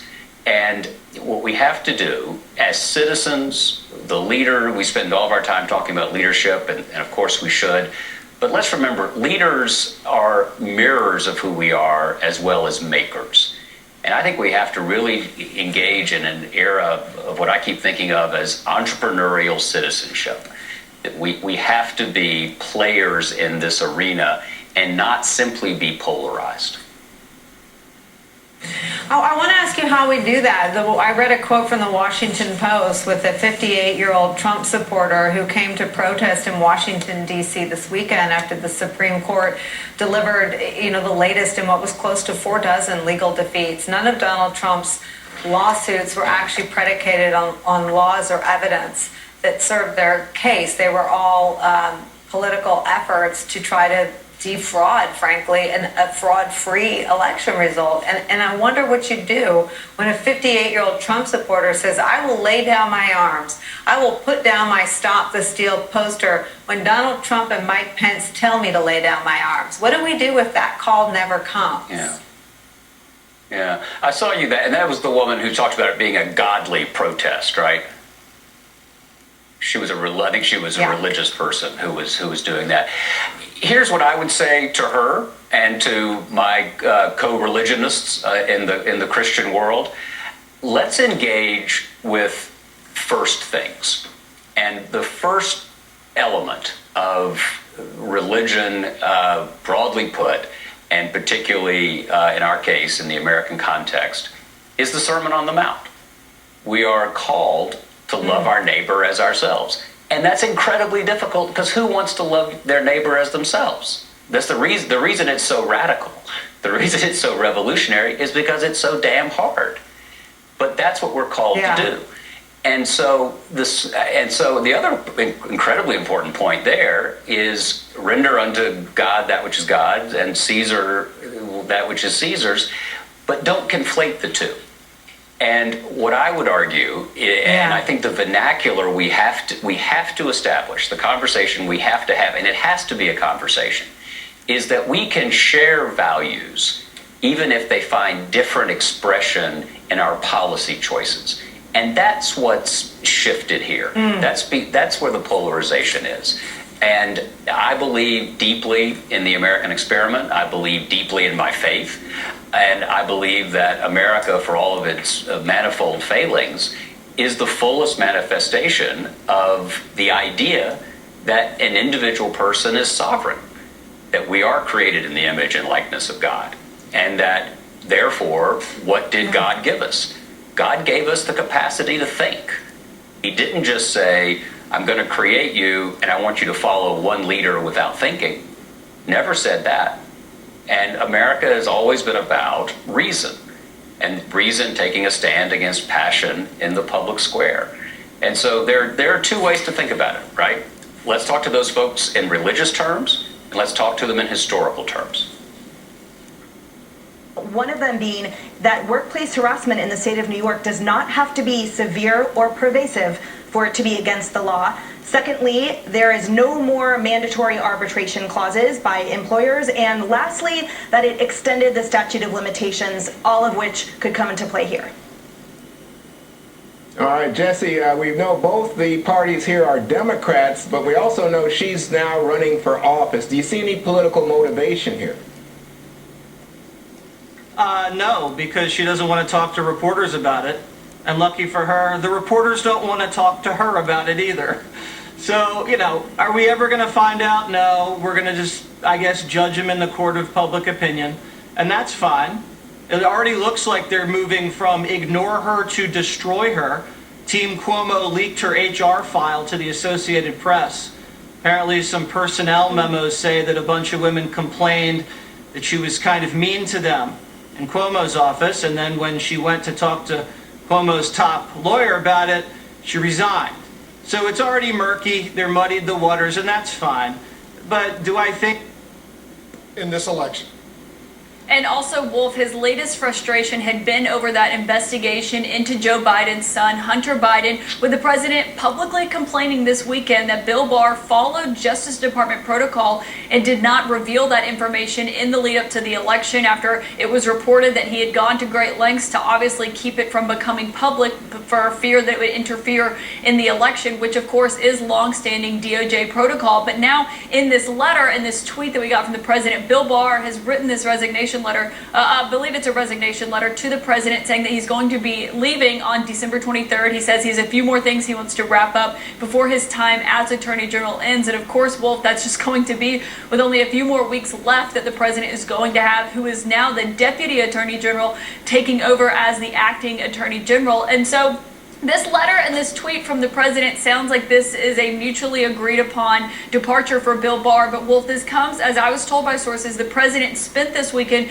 talking about firing the attorney general because he was so upset with him. And you were right, their relationship had deteriorated that much. And one of the big things that the president had complained about lately was that Bill Barr would not back up his baseless claims about election fraud. He came out and said, you know, the Justice Department looked into this. The Department of Homeland Security looked into this. We didn't find anything. And so now we have this letter written from Bill Barr to the president that the president has tweeted. It's dated from today.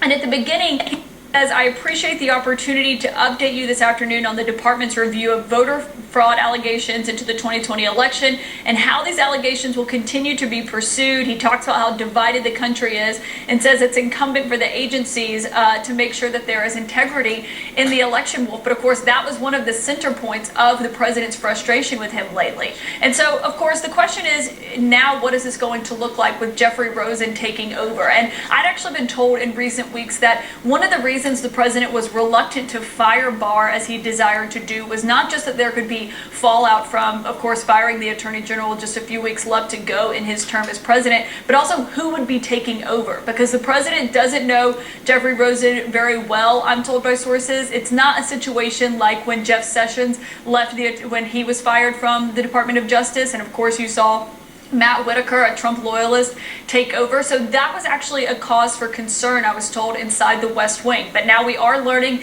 that after Christmas, Bill Barr is no longer going to be the Attorney General. You know, it's interesting. I'm just reading the letter myself, this resignation letter, as it's called, from the Attorney General of the United States, Bill Barr. Let me read a little bit more of it, Caitlin, for our viewers. Dear Mr. President, I appreciate the opportunity to update you this afternoon on the department's review of voter fraud allegations in the 2020 election and how these allegations will continue to be pursued. At a time when the country is so deeply divided, it is incumbent on all levels of government and all agencies acting within their purview to do all we can to assure the integrity of elections and promote public confidence in their outcome. Let me read a little bit more. I am greatly honored that you called on me to serve your administration and the American people once again as Attorney General. I am proud to have played a role in the many successes and unprecedented achievements you have delivered for the American people. Your record is all the more historic because you accomplished it in the face of relentless, implacable resistance. Your 2016 victory speech, in which you reached out to your opponents and called for working together for the benefit of the American people, was immediately met by a partisan onslaught against you, in which no tactic, no matter how abusive and deceitful, was out of bounds. The nadir of this campaign was the effort to cripple, if not oust, your administration with frenzied and baseless accusations of collusion with Russia. A little bit more. Few could have weathered these attacks, much less forge ahead with a positive program for the country. You built the strongest and most resilient economy in American history, one that has brought unprecedented progress to those previously left out. You have restored American military strength. By brokering historic peace deals in the Mideast, you have achieved what most thought impossible. You have curbed illegal immigration and enhanced the security of our nation's borders. You have advanced the rule of law by appointing a record number of judges committed to constitutional principles. With Operation Warp Speed, you delivered a vaccine for coronavirus on a schedule no one thought conceivable, a feat that will undoubtedly save millions of lives. One more paragraph. During your administration, the Department of Justice has worked tirelessly to protect the public from violent crime, worked closely with leaders in Mexico to fight the drug cartels, cracked down on China's exploitation of our economy and workers, defended competition in the marketplace, especially the technology sector, and supported the men and women of law enforcement who selflessly and too often thanklessly risk their lives to keep our communities safe. As discussed, I will spend the next week wrapping up a few remaining matters important to the administration and depart on December 23rd. Wishing you, Melania, and your family a Merry Christmas, a blessed holiday season. God bless. Sincerely, William P. Barr, Attorney General. You know, Jake, a letter praising the president for all these things, but the question remains, why couldn't he stay a few more days and wrap it up like any normal Attorney General would do? Why did he have to leave a few weeks early? It's a mystery wrapped inside a riddle, Wolf, but one of the things that I think is clearly worth pointing out is that this letter was released by President Trump just minutes after the Electoral College declared that Joe Biden, the president-elect, secured enough electoral votes to, without question, this 30th time, be clearly having been elected President of the United States. Told Mueller and his band of nitwits to show your cards. They had nothing after 2 years, and he shut it down. There was never any collusion, and you can't obstruct a crime you didn't commit. So that was gone. With that said, he knew for years, even during impeachment, that Hunter was up to no good, that the Biden family was up to no good, and he didn't tell anybody about it. Now, I would have liked to know that information, and I think millions of Americans deserve to know that information. The only advantage I see to him doing that was because it was a covert investigation. They never alerted Hunter to the fact that they were investigating him. So Hunter was running and gunning all over the world for the last 2 years, doing God knows what, while the feds were building a case. And then when they go from covert to overt, they have it. And it's pretty fine-tuned. So that was what I would say would be the advantage for not disclosing it to the public. All right, so Emily, quickly, there's been no indictment, but Barr is gone. What do you make of it? I think the two things that history will note is, number one, that it was a resignation, not a termination, and secondly, the respect issue that Dana touched on, the fact that the president very publicly is sending him away, yes, in an amicable manner, and clearly they're parting on good terms. Those are the things that will be printed in black and white, and I think looking back on the service of now former or Attorney General Barr, it's one of obedience and adherence to DOJ guidelines, including the fact that they didn't take visible steps in the run-up to the election. So all of those are what are important to me to take away. Thanks, Emily. One more thing up next on The Five.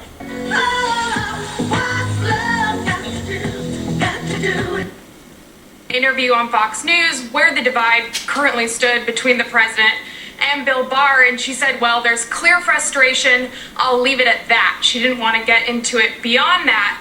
But the news over the weekend, certainly about questions over Hunter Biden and investigations by the Department of Justice, it's clear the president wanted his attorney general to do more with that, especially ahead of the election.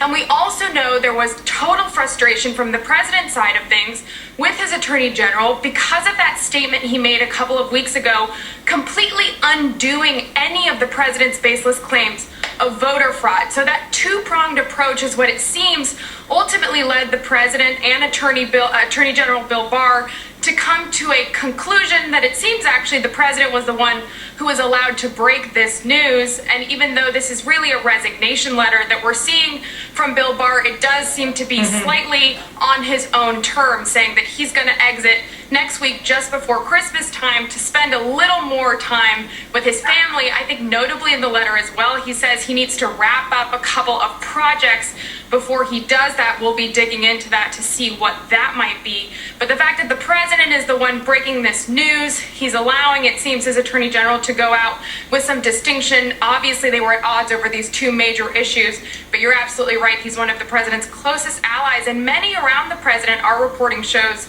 were really urging him not to fire Bill Barr, especially in these last couple of weeks. It was so few days left until he leaves office. What would really be the point of that? But it seems that the president also could not be convinced not to express his frustration, and that was reaching a boiling point, and that's where we are tonight, Nicole. Monica, stick around. I want to bring back into the conversation Bob Costa from the Washington Post. So, Closed captioning sponsored by Bringing you the tools, technology. Read that letter, you get a perfect summary. Anderson? All right, let me take it, sorry. Jake. Historic day unfolding here in the United States of America. We're following the breaking news. As we've just reported, the Attorney General, Bill Barr, has resigned. We'll have more on that coming up. More importantly, the U.S. Electoral College has formally voted, and Biden will become the president. He is the winner. Trump will be the loser on January 20th. Biden will be sworn in as the next president of the United States. And there's more breaking news. The first coronavirus vaccinations are now underway in major numbers here in the United States. Much more right after this. It's about this breakup. My sources in the last few minutes are urging me to make sure to pay attention to the next step here. That as much as Attorney General Barr leaving is the story tonight, the real story in the coming days is what will President Trump do with the Department of Justice? Who will he have inside of that department to do his bidding potentially in the coming days and weeks? And there has been talk on the right. You hear it in conservative media day after day about having a special counsel to look into President-elect Biden, Hunter Biden. That has been the chatter for days and weeks. The president, I'm told by people close to him, wants to see that sort of thing happen. So this presidency is by no means over until January 20th. And now you have Attorney General Bill Barr, a loyalist to be sure, but a loyalist who was willing to publicly say the election didn't have widespread fraud. Now he's on his way out. Who's on the way in? That's something to watch. President Trump's still president, still trying to push his agenda.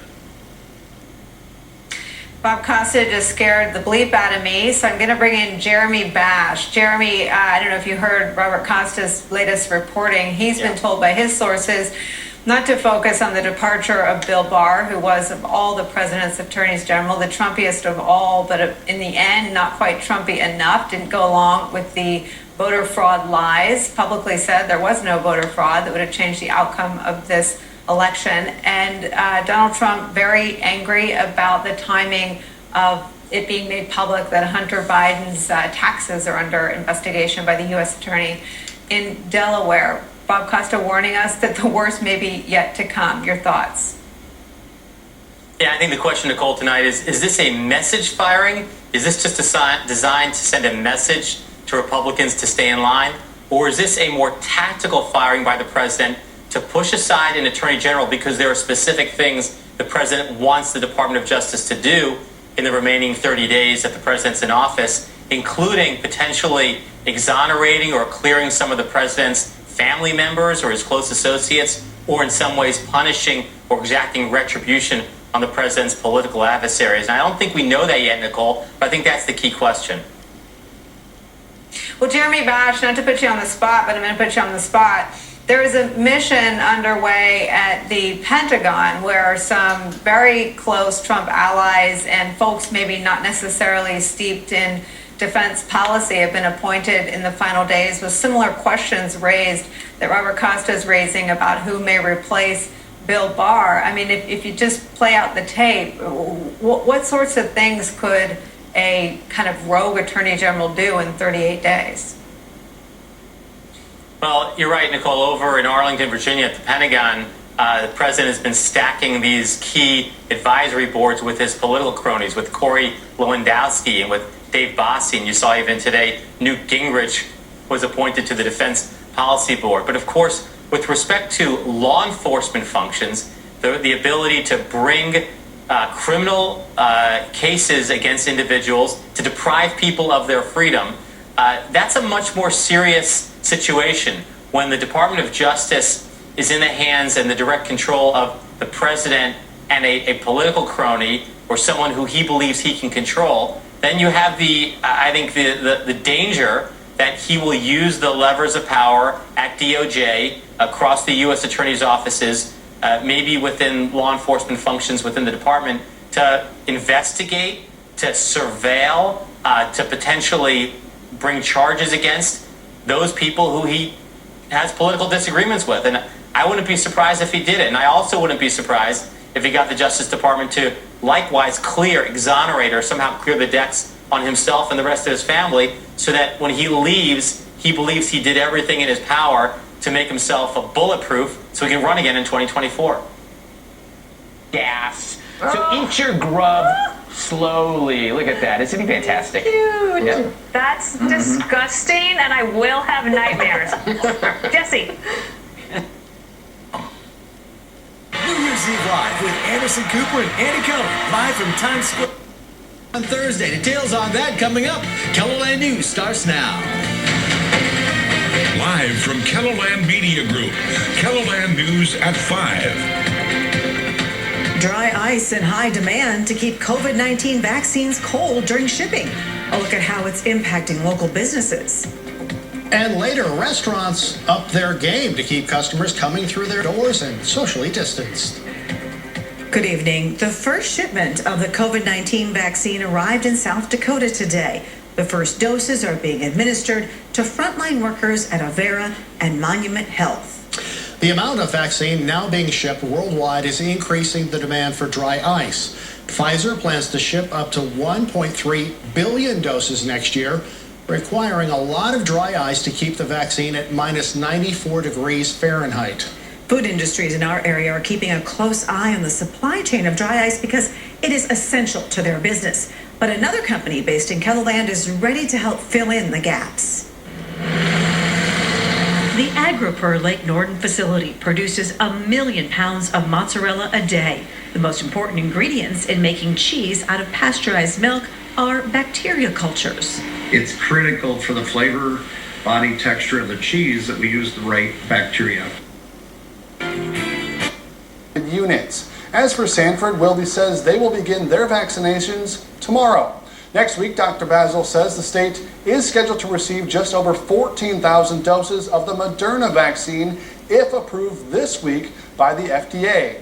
Those doses are expected to be more widely distributed across the state as the Moderna vaccine is stable at refrigerator temperatures rather than the extreme cold needed to store the Pfizer vaccine. Basil says both vaccines will require 2 doses.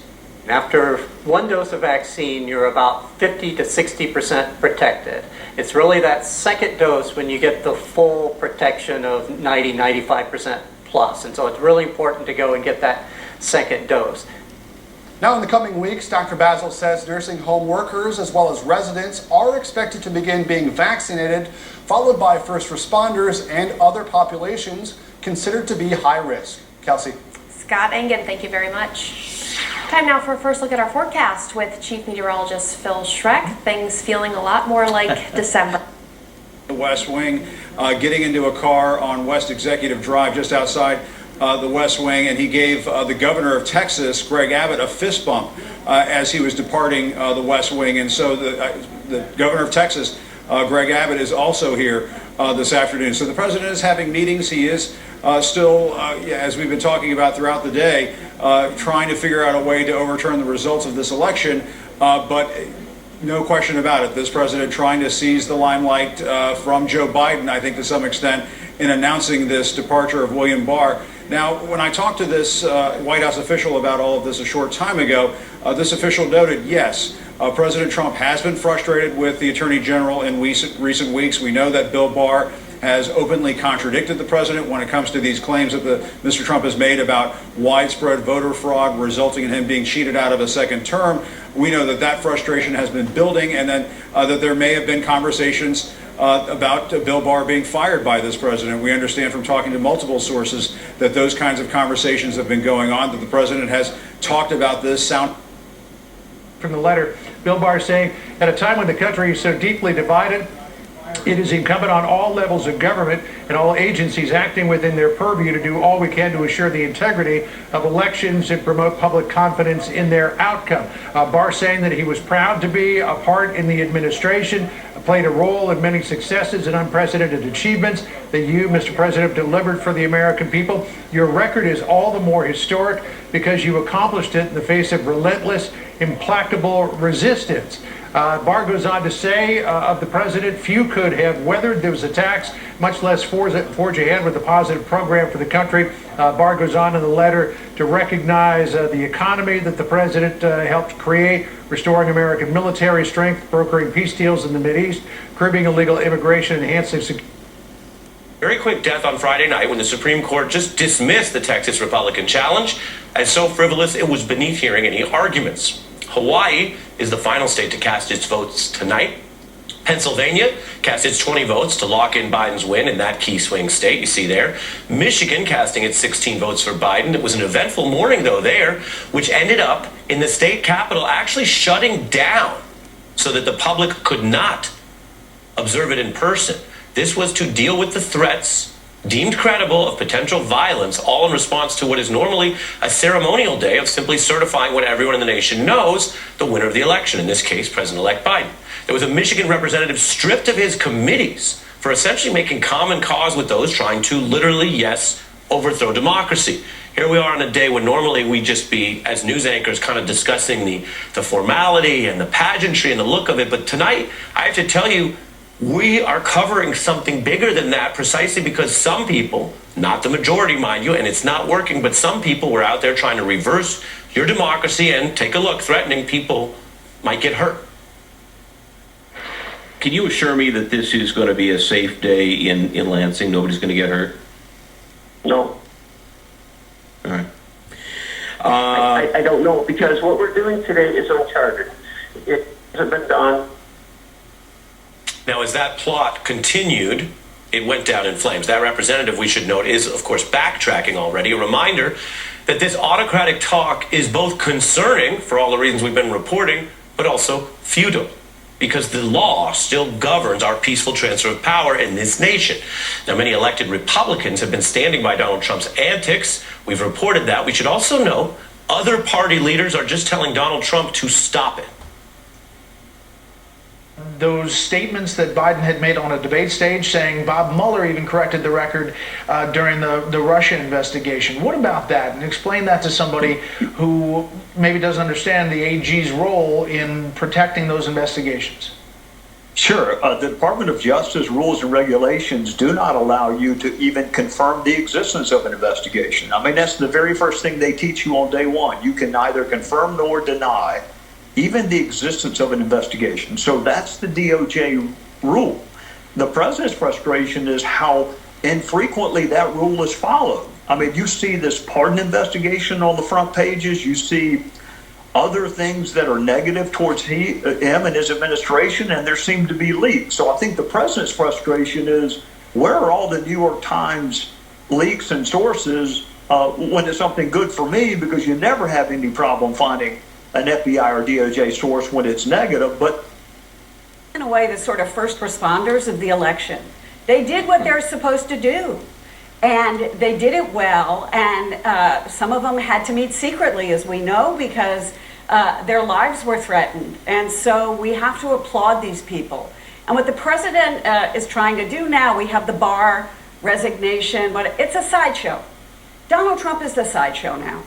The main stage is the president-elect. The main stage is the future. Yes, Donald Trump has 40-odd days left, or maybe less than that, but the president is on center stage, and president-elect is on center stage, and that's what the country needs to start paying attention to, because if Donald Trump doesn't know how to lead the stage, that's fine.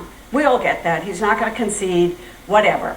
He may not know how to lead the stage, but he has to, and the country is moving on without him. And as try as he might to get back in the center, he's not going to be there, and he's got to kind of recognize it. So he tried today. It's not going to work. Line.com. together. I never need. DAKOTA. For over a month, literally on Thanksgiving Day, with texts and conference calls and Zooms, to put together an emergency COVID relief package. Each and every one of us has been committed to that goal. I want to thank my Democratic and Republican colleagues in the Senate for working so hard to bring us to this day. But I also want to thank our House counterparts, Josh Gottheimer and Tom Reed, who lead the Problem Solvers Caucus in the House.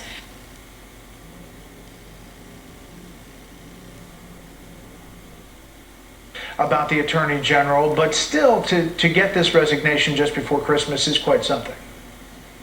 Yeah, it is quite something, and it's really unusual because the president hasn't hesitated to fire people by Twitter, to express his dissatisfaction with many of the people who he had hired, who worked for him.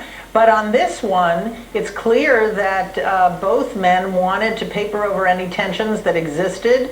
Very flattering, you know, he's done a great job, he's leaving to spend time with his family, he's leaving a couple weeks early, but nevertheless, Bill Barr is not filling out the rest of his term. Right, Byron, you know, early, as we mentioned with Trey Gowdy, early in his term as Attorney General, the Attorney General went to Capitol Hill and said, yes, the Trump campaign was spied on. And yes, this investigation is really important. And later protected John Durham's investigation, saying that it's going to continue because there's more there. We're learning tonight that that investigation actually is expanding with the number of people John Durham has on that investigation into the early Russia origins. Your thoughts on this move tonight? Well, those were things that earned Bill Barr a lot of points with the president. But there's just no doubt that the Attorney General has been a very sensitive position with the president. President Trump became incredibly angry and held a long grudge against Jeff Sessions, his first Attorney General, when Sessions recused himself from the Russia investigation. The president would cite former Attorney General Eric Holder's statement that he was Barack Obama's wingman, and the president wanted a wingman of his own. So we don't know exactly what happened with Barr, but if you look at this letter, it starts out, I was glad to be able to brief you on the latest on the election investigations, and then boom, he resigns. So you have to think that that's playing a huge role, that Barr had come out and publicly said the Justice Department had not found evidence of any sort of major multi-state corruption that would have made a difference in the election. But after that, it was a very friendly letter where Barr listed all the president's accomplishments, said God bless, and everything sounded fine. But clearly there's some serious conflict behind this. 5 of them will cast their votes for Joe Biden and Kamala Harris, and that's the way that it will go. It doesn't mean that there isn't more mischief that can be done as the Electoral College moves from the state level to the federal level on January 6th, where the Congress will take part in counting those votes, and you can have opposition and objections raised by members of the House of Representatives and members of the Senate. But the idea that there is some scheme that the president can engineer to change the outcome of this election today is absolutely specious. And before I lose you, Gene, I wanted to show the other piece of the forward-looking planning, which is political, but also relates to this theme of deceit we've discussed, because you have this headline here from Politico, Trump telling allies he will run in 2024, but ever the hanging participle in the headline hints he may also not. Quote, the president has spent days calling a dozen or more allies to ask what they think he needs to do over the next 2 years to stay part of the conversation. The tell here, or the reveal, being, at least according to this reporting, the motivation is more about appearing to do something than doing it. Well, exactly. And that's often the case with President Trump. My very, very strong suspicion is that he intends to act as if he's going to run in 2024 to maintain his control over the Republican Party, or the Republican Party base, to try to keep Republicans intimidated by him, to try to keep himself part of the conversation, in part to make money, to make himself the biggest celebrity in the world he'd like to be, and find ways to monetize that. I mean, and also try to inoculate himself from potential legal problems he might have, because if he's pretending to be, well, I'm a candidate for office and this is all political, that would be part of his at least public defense. So I think that's what he's doing. I do not think he intends to try to run again in 2024, and if he is serious about it, I'd be very, very surprised if a number of ambitious Republicans were willing to sit back and let that happen without a serious challenge. Grand theft for allegedly stealing items from the Stampede locker room during a game. Police say the 24-year-old took 9 jerseys, a helmet, and a coat, and then returned to his seat and handed out those items to people sitting nearby. Someone alerted security, and Peter James Davies Mark was arrested. All of the gear was returned. The fourth thing you need to know tonight is time is running out for you to get your holiday presents in the mail if you want them to arrive by Christmas. The deadline for ground shipping for major carriers is tomorrow, December 15th. Greeting cards have to be mailed by Friday the 18th.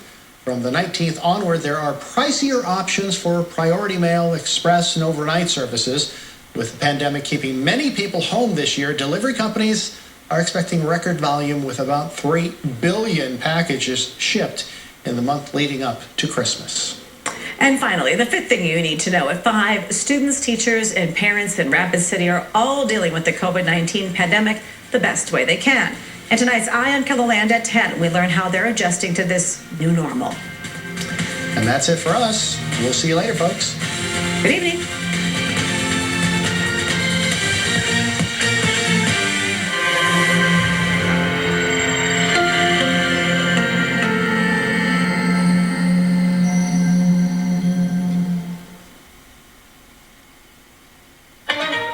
Tonight, the moment we've been waiting for months. The coronavirus vaccine is here, giving hope just as America hits a devastating milestone. Healthcare heroes across the country were the first to get the Pfizer vaccine, starting with a critical care nurse in Queens. I hope this marks the beginning to the end of a very painful time in our history.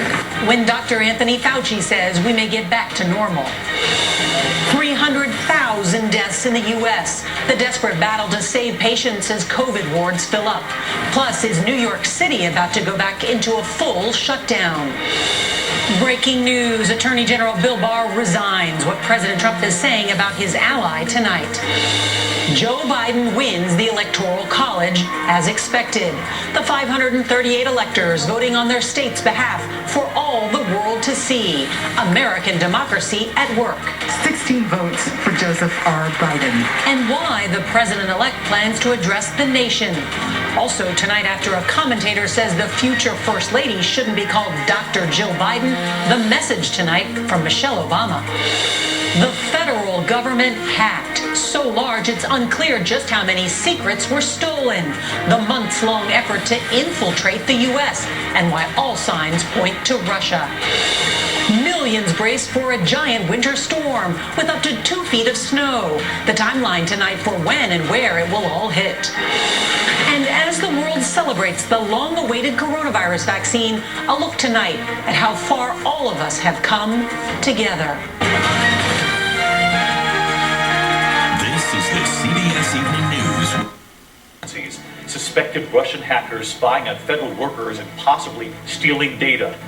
In New York City tonight, new images emerging of the deadly police shootout in front of the Cathedral of St. John the Divine.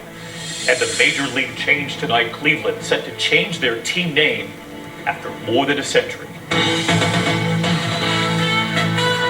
From ABC News World Headquarters in New York, this is World News Tonight with David Muir. Good evening, and it's great to start the new week with all of you at home. That developing news late this afternoon, the Electoral College cementing President-elect Joe Biden's win. The Attorney General, Bill Barr, is leaving the Trump administration.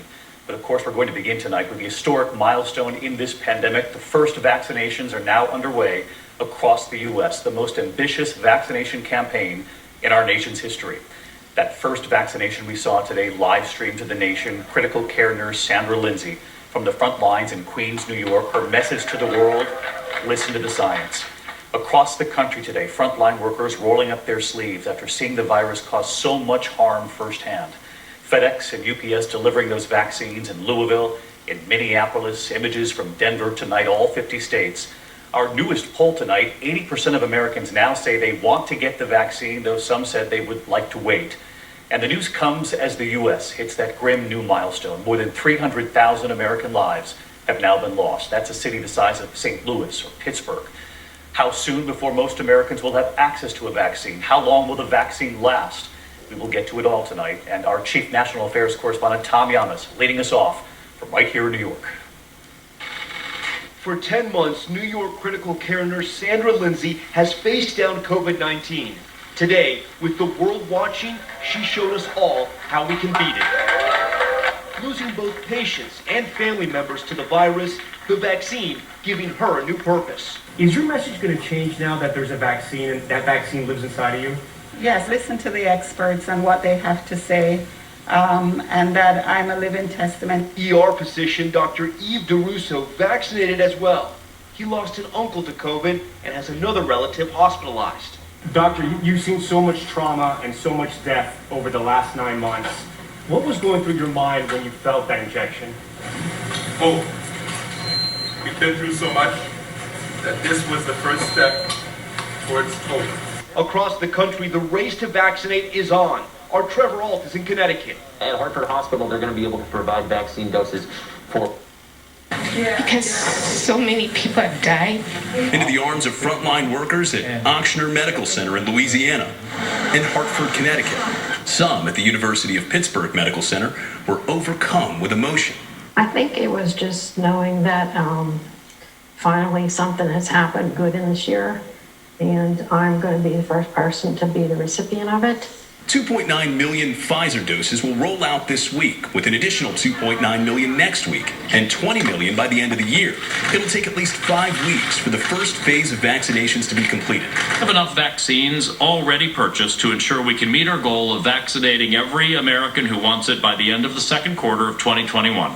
3 million residents in nursing homes were also supposed to start getting their shots. Nearly 40% of COVID deaths have occurred in those facilities. But CBS News has learned that the Trump administration delayed the vaccine to most nursing homes working with the government's pharmacy partners like CVS to December 21st due to patient consent issues. But consent was no issue for these doctors and nurses, eager to get vaccinated. For NYU Langone Health's Dr. Tina Wu, today's vaccine is more than just a shot. It's a prescription to get back to normal. I haven't hugged my mom in a year, and I think that is the one thing that I'm so looking forward to. Mola Lungi, CBS News, New York.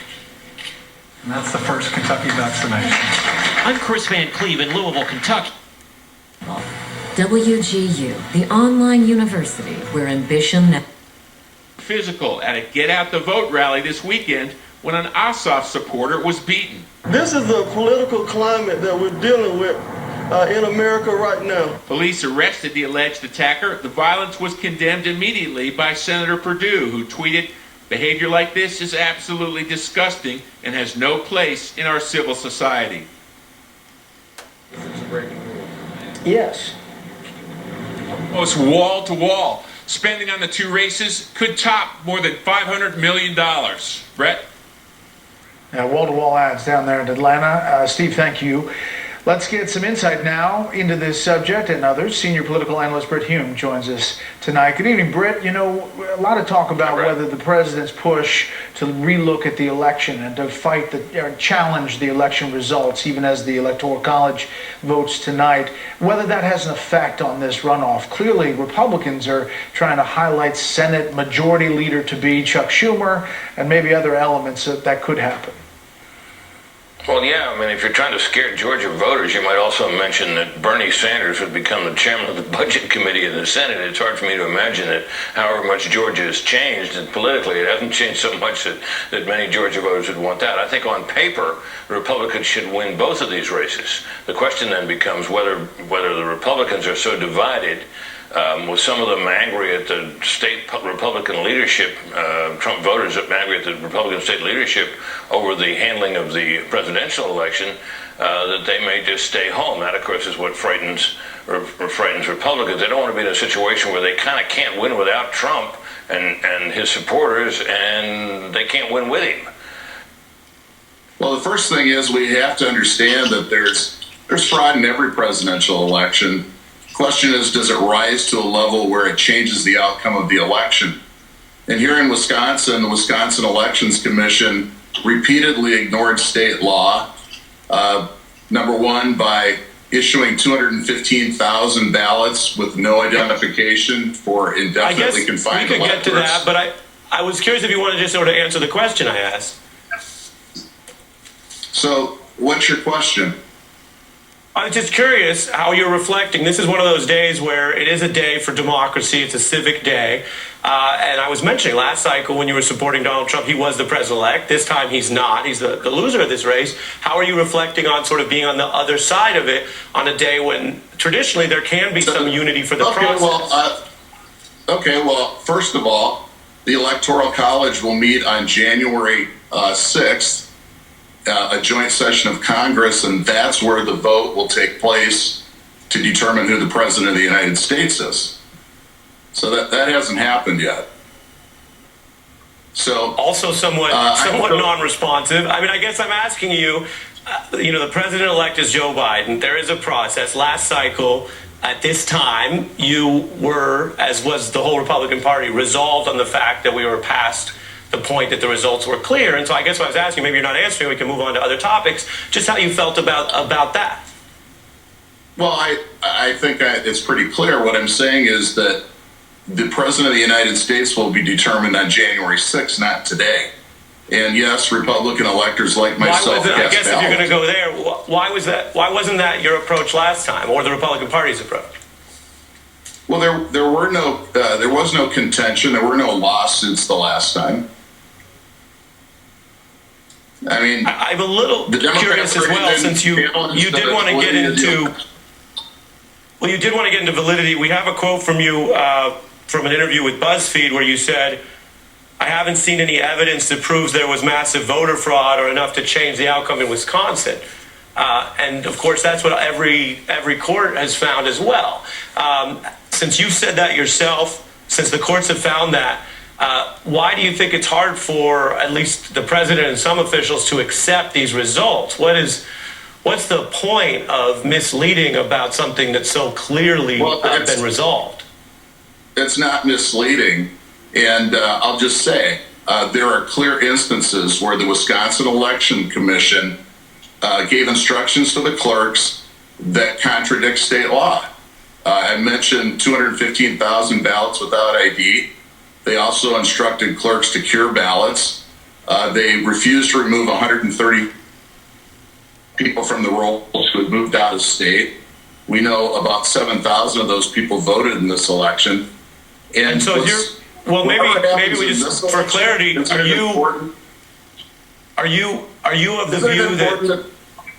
Let me just finish the question, sir. Are you of the view that that Joe Biden is not the president-elect and didn't win the election? I'm of the view that there's still legal cases that are moving forward. And, one of those I'm plaintiff in that's being appealed to the Supreme Court. It's already been appealed to the Supreme Court. I'm familiar with that case. But yes, you lost that case. You can appeal it. You have to understand, this is why when we go out of our way to have people on and they don't answer 5 questions in a row, you can understand how viewers might think, gosh, are you of the view that Joe Biden's the president-elect or not? That's a yes or no question. No. Okay. Representative Kenyatta, your thoughts before we go? I mean, I will never for the life of me understand watching grown men and women twist themselves in knots all to really make Donald Trump not feel bad. My fellow guest here knows very well that Joe Biden is the president-elect. His refusal to say so is emblematic of what we see from Republicans all across the country who are more interested in making sure Donald Trump's feelings aren't hurt than they are in telling the truth to the people of whom they're accountable. All these times they've been having conversations with Donald Trump, they're not asking for, an emergency relief check for Americans who need it. They're not asking to extend eviction, unemployment insurance, none of those things. They're just asking, yes, sir, Mr. President, how can I make you feel better about an election you lost? And it's really sick to see. It's really sad. I'm running short on time. Our accomplishments are met with skepticism, even derision. Tomorrow, President-elect Biden heads to Georgia to rally Democrats in 2 critical special elections that will decide control of the Senate. Early voting started there today. Nora? Nicole Killian, thank you. And CBS News will carry President-elect Joe Biden's address live. He is expected to speak around 7:30 Eastern Time. There's more breaking news tonight from Washington. Attorney General William Barr is stepping down. President Trump announced the move after days of attacking Barr for his refusal to back false claims of election fraud. CBS's Weijia Zhang joins us now from the White House. Good evening, Weijia. Good evening, Nora. President Trump made the announcement in a tweet just minutes after the Electoral College sealed the win for President-elect Joe Biden. Tonight, the White House insists the president did not ask for Barr's resignation and that he was not forced out. Speculation over Barr's departure started building earlier this month after he said in an interview that the Justice Department has not uncovered any evidence of widespread fraud that could change the outcome of the election, a direct contradiction of Mr. Trump's claims. After that, CBS News learned that the president told Barr he was unhappy about the remarks and refused to publicly say he still had confidence in the AG. Still, I just want to highlight something. We talk a lot about skepticism. The number of people polled who say they will get this vaccine went from 30% about 3-4 weeks ago to 60% last week. And an ABC poll came out today that said it's now up to 80%. So I think the message is getting out there that there were no safety corners cut, that this vaccine actually is using a platform that's been around for over a decade, and that it's going to be the way we end this pandemic. But we do need to work with trusted resources. I'm working with the faith community. After I get off of this interview, I'm actually going to be talking to African American fraternities and sororities, the Divine Nine presidents. We're also working with celebrity influencers. And we'll work with anybody who wants to learn more about the vaccine and then use their megaphone to share the appropriate information with people, because vaccine hesitancy is one of the greatest social injustices out there. There are tens of thousands of black and brown people dying every year because they are distrustful of the system, in many cases rightly so, but also because they're not getting the facts to help restore their trust in the system. We've got so many protections in place now, the Office of Human Research Protections, independent review boards, to make sure something like Tuskegee never happens again. And I want people to know I'm going to get the vaccine as soon as I am able to and told I can get it. And obviously, Surgeon General Adams, let us know how we can help get that message out as members of the news media. Dr. Fauci says discussions are underway on when President-elect Biden can get vaccinated. I assume you think that it's in the national security interest to vaccinate both him and President Trump as soon as possible.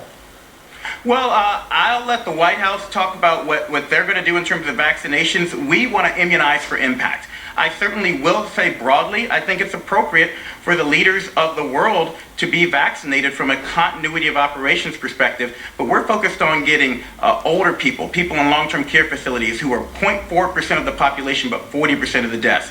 We're focused on healthcare workers like Dr. Plu, an African-American anesthesiologist who I saw today and met today at GW, get vaccinated. If we can do that, then we can help protect everyone as we wait for more and more of these doses to come out. 20 million people vaccinated in December. We'll be up to 50 million by January and 100 million by February. Now in Sioux Falls. So you see the wind here about 5 to 10 miles an hour, a little stronger in... Wanted as another headline for today. David? All right, Pierre, thank you. And Pierre, as you know, federal authorities tonight are assessing the damage done in one of the largest cyber attacks in years on our government. Sources tonight telling ABC News that hackers suspected of working for the Russian government appear to have accessed sensitive information from the company Solar Wind, which allows for remote access for government workers in our country as far back as March. The Treasury and Commerce Departments targeted, the Pentagon and NSA also use Solar Wind software. The discovery prompting an emergency shutdown order for all federal agencies, and we'll stay on it. When we come back here tonight, we're tracking what could become a major nor'easter. In fact, New York City could see up to a foot of snow, depending on the track. Ginger, in a moment. But I think this is a tremendous step forward, and it's needed. Every day in Ohio now, we have another 10,000 plus people who are being infected. We're in our third wave, and it's bad. It's really bad. I just lost my third friend to COVID. He died in the hospital after a painful process of being in the ICU and going through with his family the grief and the pain. All of us have these experiences. This is personal. And the healthcare crisis has been accompanied by an impact on the economy. Some of my colleagues say, well, the economy is better. Why do we need to do this? Folks, I got to tell you, the economy is not getting better in most of our states. It's hurting. And particularly, even though some sectors are doing well, other sectors are really struggling. It was meant.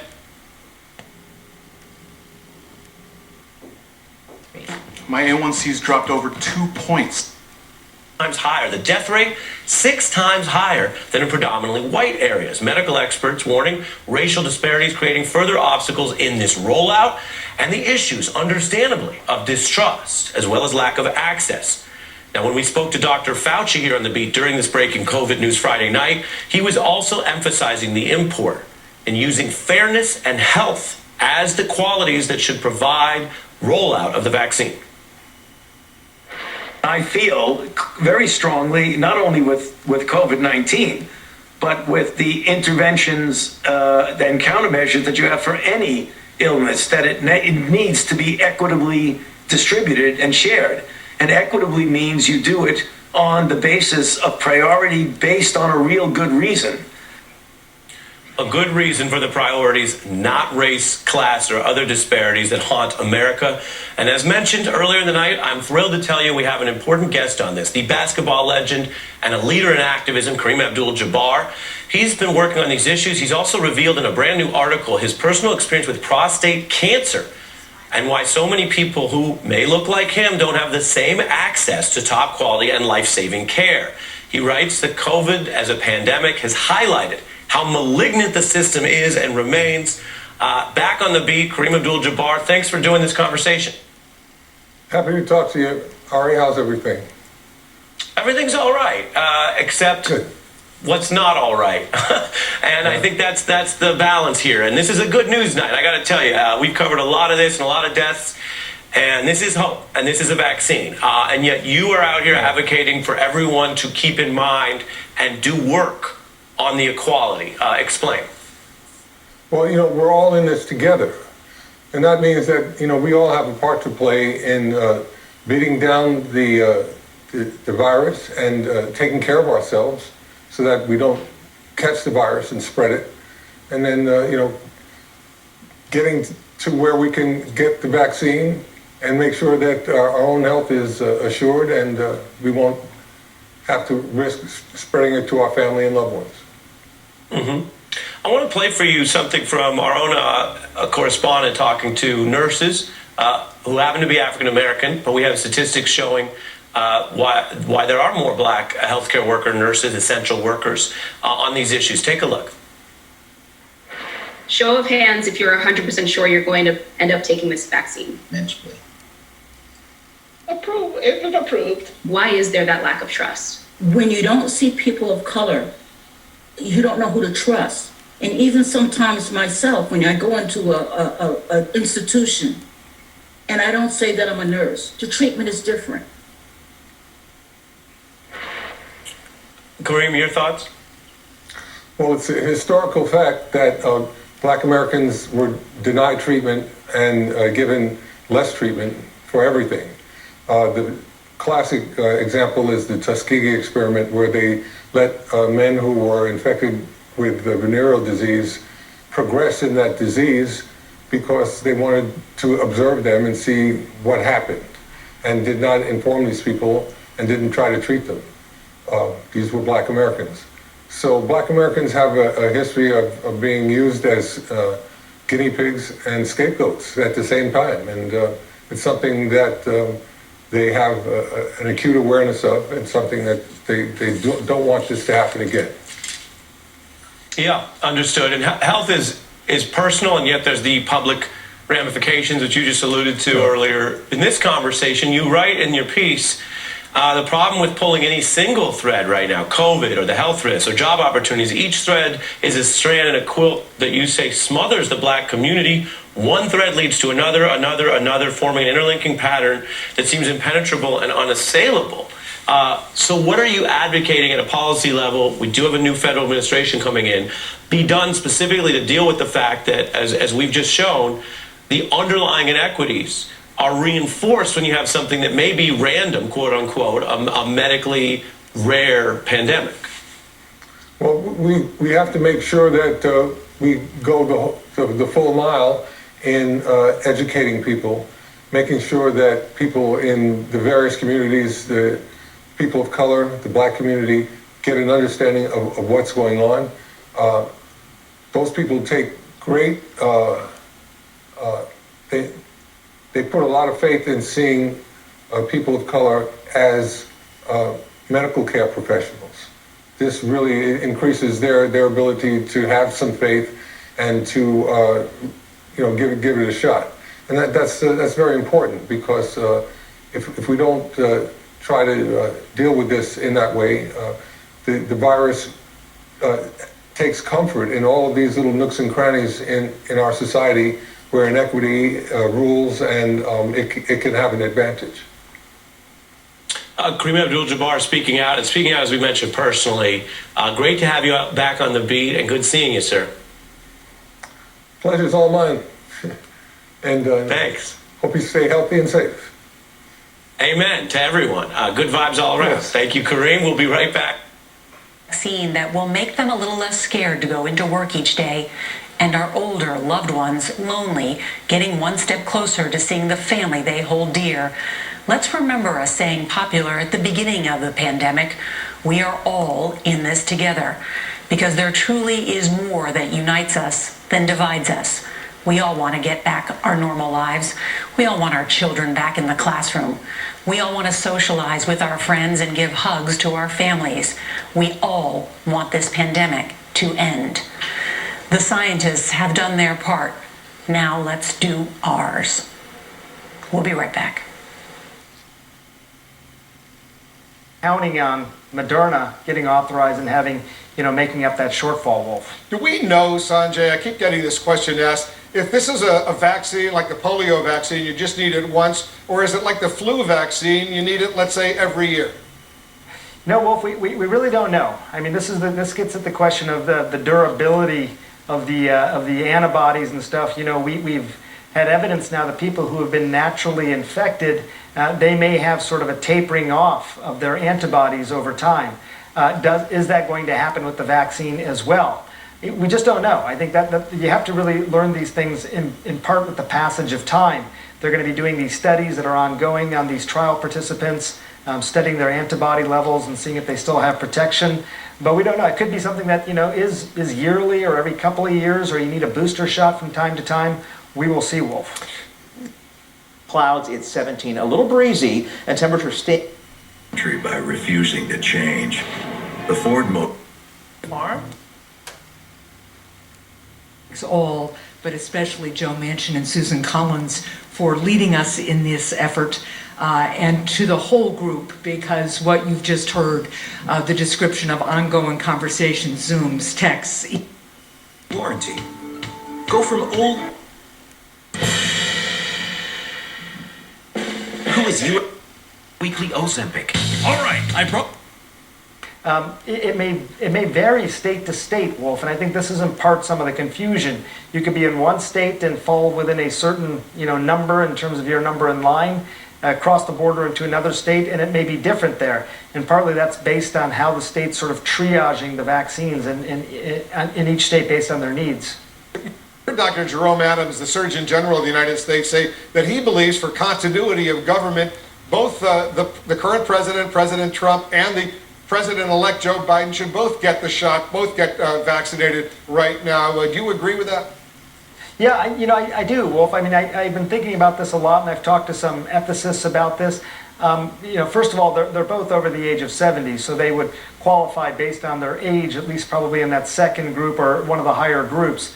The other thing is that, it's in part a national security issue to some extent, just like you wanted to try and protect, the president as much as you can from COVID. Unfortunately, he did get COVID still. But in order to protect the president and maybe some of the people who are the highest levels of government, getting vaccinated might be a good option. What about pregnant women? Should they get the shot? Well, this is interesting, Wolf. So here's the bottom line, is that pregnant. But these aren't normal times. And how safe is it? Tonight at 10/9 Central on ABC. Finally, frontline workers getting the vaccine first. In Washington, D.C., Dr. Raymond Plouffe at George Washington University Hospital. In New York, Dr. Eve DeRosso, Lenox Hill Hospital, telling us I was excited to take it for myself, my family, my patients. It's what's going to save lives.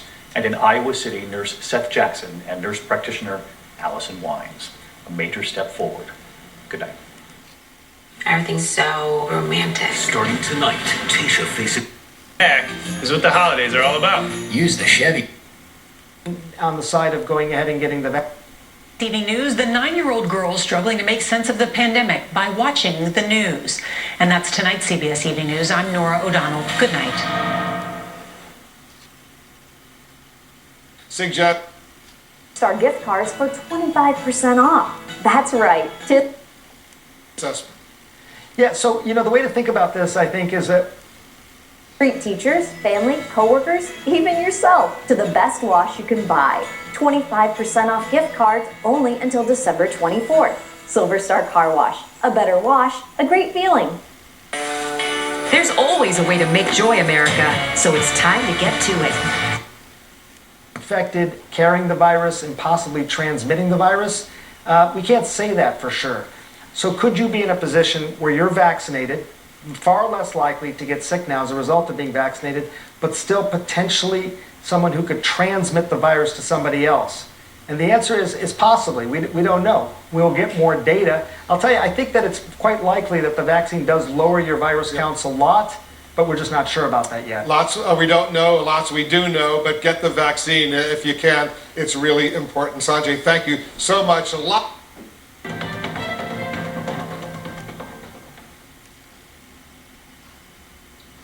Tonight, is it the beginning of the end of the pandemic? The first COVID vaccinations administered in the U.S. The most ambitious vaccination effort in the nation's history now underway. Healthcare workers lining up to receive their shots. Among the very first, a nurse on the front lines in New York City. Her message, healing is coming. Tonight, inside the massive rollout mission, the vast network transporting millions of doses nationwide. The help arriving just as the U.S. surpasses a chilling milestone, 300,000 COVID deaths. Hospitals under siege and now new crackdowns across the country. This just in, Attorney General William Barr resigning 2 weeks after saying there's no evidence of widespread voter fraud. The Electoral College voting to make Joe Biden's victory official. The president-elect addressing the nation tonight. A powerful nor'easter taking aim. It could be the biggest snowstorm to hit the Northeast in years. And will it delay your holiday packages? The explosive new report on that plot to poison a critic of Vladimir Putin. What a massive investigation has uncovered. And beginning our week-long tribute to teachers amid the pandemic, going above and beyond to reach their students. This is NBC Nightly News with Lester Holt. Good evening. A flood of emotions as we come on the air tonight. Obviously, the new tangible hope many of us are feeling at witnessing the sight of Americans finally receiving a COVID vaccine. But even as the first shots were being celebrated before TV cameras and hospitals across the country, the incessant count of those we have lost in this struggle ticked above the 300,000 mark. Sadly, we're still losing badly to the coronavirus. But tonight, with vaccinations ramping up, we are now fighting back. Tom Costello on today's historic moment. In every corner of the country, Americans have been rolling up their sleeves today. Frontline medical workers in ERs, ICUs, and COVID units who've seen firsthand the pandemic's horrors. Among the first, Sandra Lindsay, a critical care nurse in New York. I feel hopeful today, relieved. I feel like healing is coming. Because minor side effects can cause some people to miss a day or two of work, hospitals are staggering who gets it when. All done. Not too bad. At Methodist Health in Dallas, Teresa Mata, who cleans rooms at the hospital, was at the front of the line. They tell me I am the first person to take the vaccine, so woohoo! Across the country hope that this is a game changer. Once we get enough people to get this vaccinated, we can kiss COVID goodbye. After overnight rush deliveries, the FedEx and UPS shipments began arriving early this morning. FedEx's first delivery was at 5:53 a.m. to a hospital in Boston. UPS's first was at 7:23 a.m. in Winston-Salem, North Carolina. Nationwide, 145 sites received shipments today. By the end of the week, 2.9 million doses will arrive at 636 locations in all 50 states. The first priority, medical workers and nursing home residents and staff. Next up, teachers, firefighters, police officers, and food handlers. Then those 65 and older or with pre-existing conditions. About to turn 80, Dr. Anthony Fauci expects to get his shot within a week or two. I had been saying, by my calculation, sometime by the end of March, the beginning of April, that the normal, healthy man and woman in the street who has no underlying conditions would likely get it. Vaccination started today in hard-hit New Orleans. NBC's Sam Brock talked to ICU nurse Macy O'Quinn. In the last 9 months, how many times do you think you cried tears of pain? A lot. Hundreds? Yeah, I could do it right now. The most ambitious vaccination program in history is only just beginning. Vaccinations at nursing homes should begin next week. Meanwhile, Moderna's vaccine could receive FDA approval within 10 days. Lester? All right, Tom, thank you. And as those shipments are delivered across the country, we wanted to take a closer look tonight at one city and one hospital that received the vaccine. NBC's Gabe Gutierrez is in Columbus, Ohio. This was much more than a special delivery. It was history. In Columbus, Ohio, NBC News had exclusive access as this life-changing cargo was loaded this morning. The vaccine shipment driven overnight from UPS's hub in Kentucky after flying from the Pfizer plant in Michigan. Here it was loaded onto this delivery truck. Rarely has cargo been this precious. Imagine being the UPS worker driving it. Someday my kids will tell their kids that when the vaccine was released, I was there delivering it. It's pretty special. Just after 9 a.m., the truck pulled into the Ohio State University Wexner Medical Center. Then shot after shot after shot. 30 frontline workers vaccinated in minutes. This is the lifeline for me, the lifeline for our country and our world. Philip Grudowski is a nurse in the COVID ICU. Are you exhausted? Yeah. You know, I'm tired of patients dying with their family members on the phone and not able to see them. I'm tired of being worried about bringing it home to my 3 boys and my husband. Sorry. Yeah. Dr. Mercy Dixon works in the ER. When you got that shot in the arm today, what went through your head? I thought, this is amazing. Minorities, and especially the Black community, are disproportionately affected in terms of the deaths in COVID. And the vaccine, to me, is an opportunity to close some of that gap. Now, this hospital will distribute the rest of its 975 doses. Who knew that something so small could loom so large? Gabe, I know you've covered some rough moments in this pandemic. The same accusations that he's arguing, even though they don't have any merit behind them. So we are told by people to expect the president to continue baselessly alleging that this election was fraudulent and continue questioning the fact that Biden is going to be the president, even though, as you noted, we've known for several weeks he is going to be the president and he will be inaugurated come January. So, Caitlin, I want to ask you about the president's tweet tonight, which I mentioned briefly at the top of the show, announcing Bill Barr is gone. Bill Barr is leaving. To show appreciation. This is just one more step to brighten up the nurses' day. We don't get to see a lot of visitors anymore, so just getting those messages through these colorful hearts is going to be fantastic. To get involved, all you have to do is create a heart, decorate it, and put a message on it. Then bring it here to the hospital and put it in the mailbox. People are welcome to start dropping their messages off. The ballots. South Dakota's 3 electors Lieutenant Governor Larry Roden, Dan Letterman, and Attorney General Jason Ravnsborg cast their votes Monday in Pierre. Letterman took the place of Governor Kristi Noem, who opted not to show up despite being selected as a Trump elector. Letterman is the chair of the South Dakota Republican Party. And to be able to be here and cast the votes for the people of South Dakota for President Trump, who's been a strong conservative figure for his presidential term, is a real honor. Secretary Barnett says regardless of election results, it's always an honor to be a part of this centuries-old process. This is my first opportunity to oversee a general election, and again, our general election went very well this year. We had a record number of ballots cast in the state of South Dakota, with just over 427,000 cast, and a record number of absentee ballots cast, and just north of 219,000 absentee ballots. So I think we had a nice, safe, and secure election here in South Dakota. Like Secretary Barnett said, those results, along with the results of the other 49 states, will be sent to Washington and certified next month. In the Pierre Newsroom, Austin Goss, Dakota News Now. Coming up, we will meet a student who has excelled in school, and now she's taking her talents into the medical field. Scott?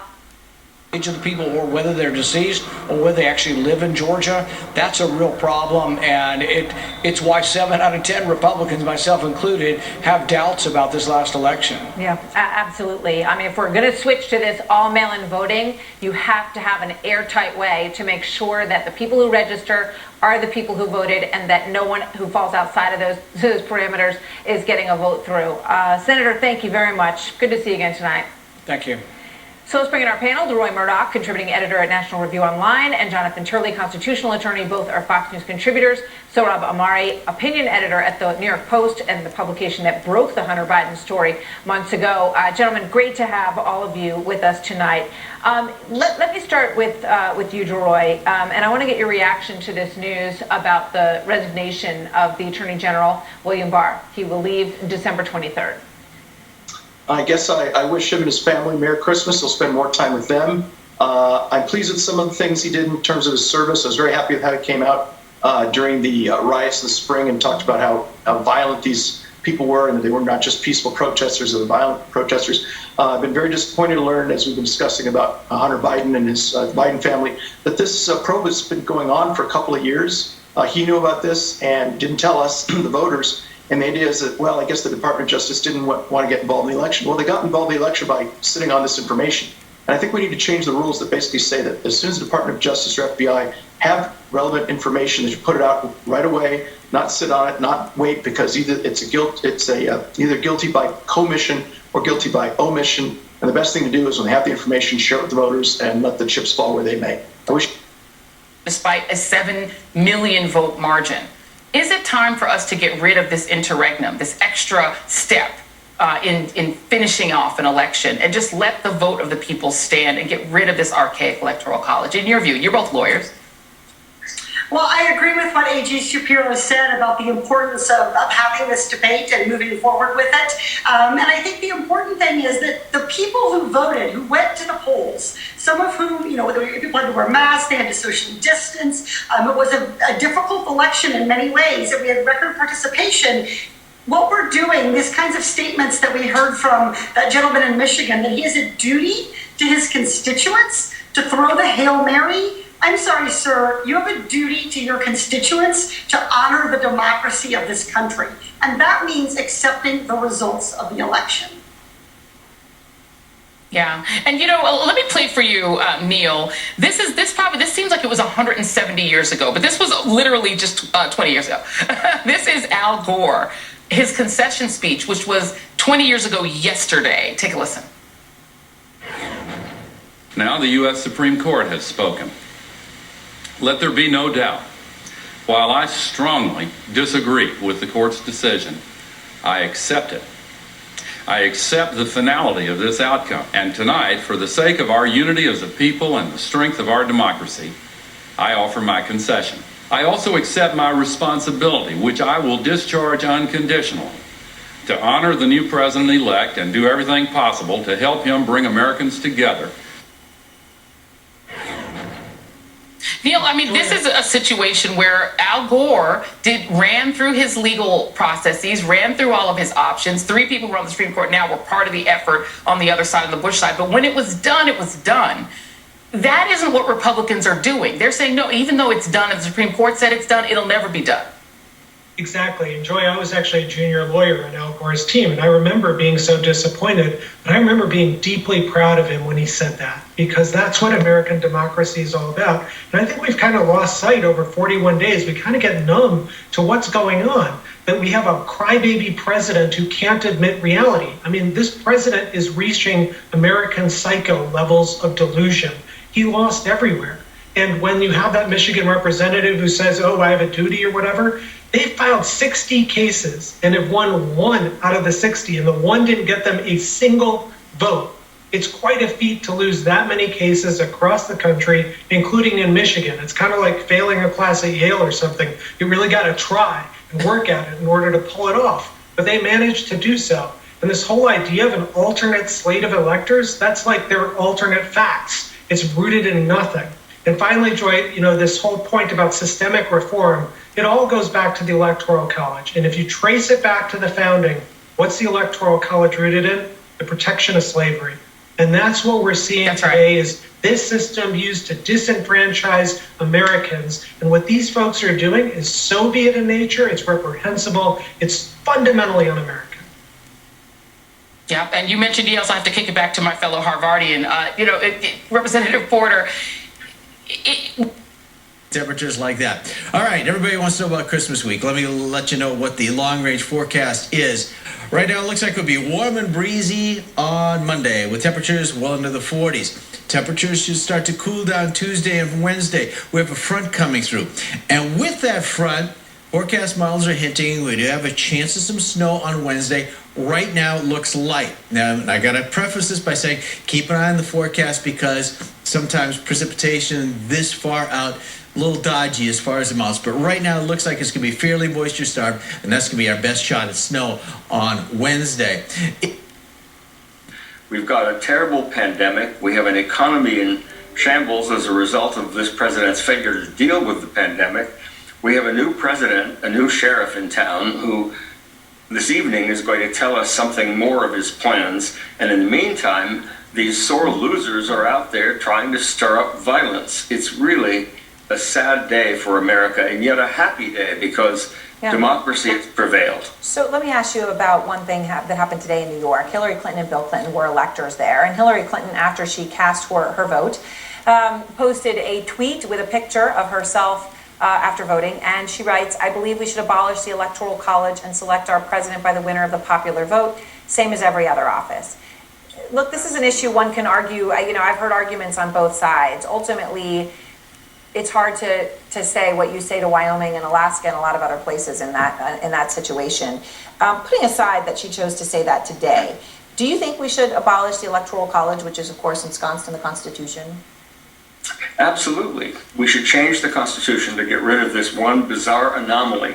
You know, Biden won by 7 million votes, and yet a shift of just 44,000 votes in 3 states, Arizona, Georgia, and Wisconsin, would have flipped the Electoral College to 269 to 269, thrown the election into the House, where our antiquated system gives each delegation 1 vote.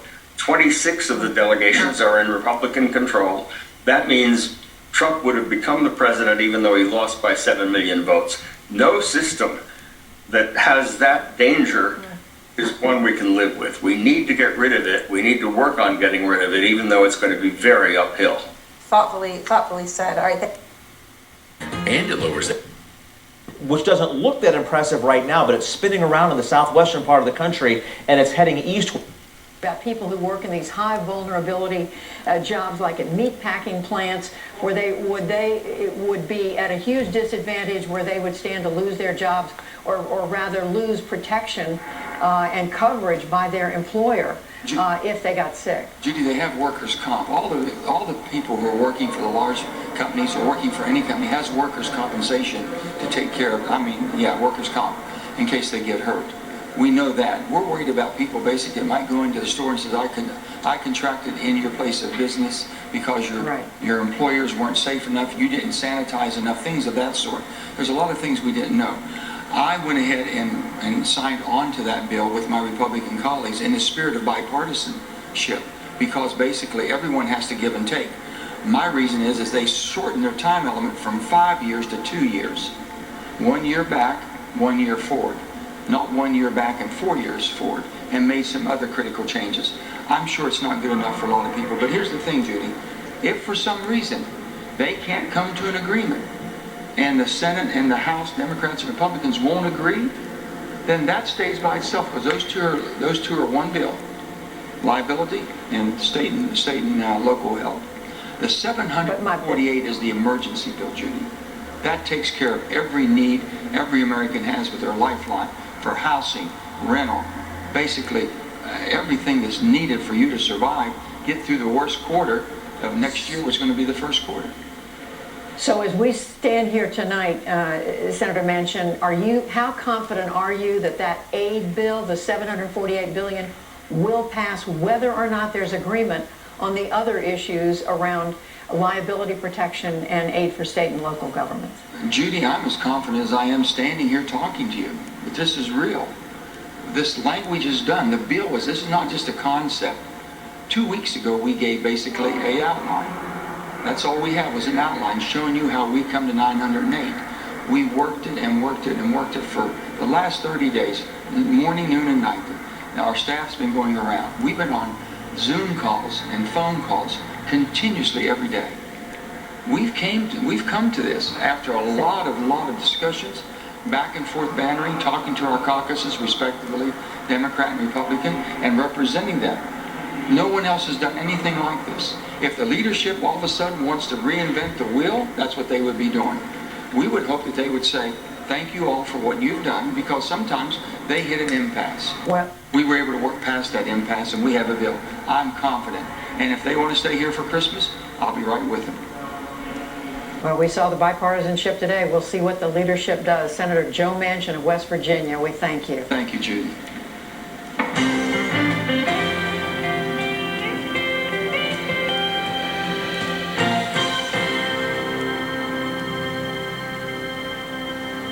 In the day's other news, early voting began in Georgia's 2 U.S. Senate runoffs to determine which party will control the chamber.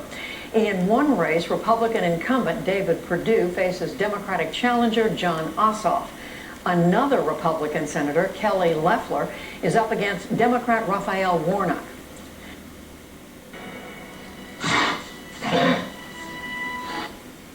Of psoriatic arthritis. Don't use if you're allergic to Cosentix. You are my son. Out. Does the president have it? Plan to launch campaigns to get minority populations already disproportionately affected by the pandemic educated on the vaccine. We really want to make sure that people in those highly impacted communities get vaccinated and have trust in the vaccines. To help build that trust, former Presidents Barack Obama, George W. Bush, and Bill Clinton are all volunteering to receive their vaccines on camera in Washington. I'm Rashad Hudson. Well, the Vikings' playoff chances took a hit yesterday after their loss to Tampa Bay. We'll have that story next in sports.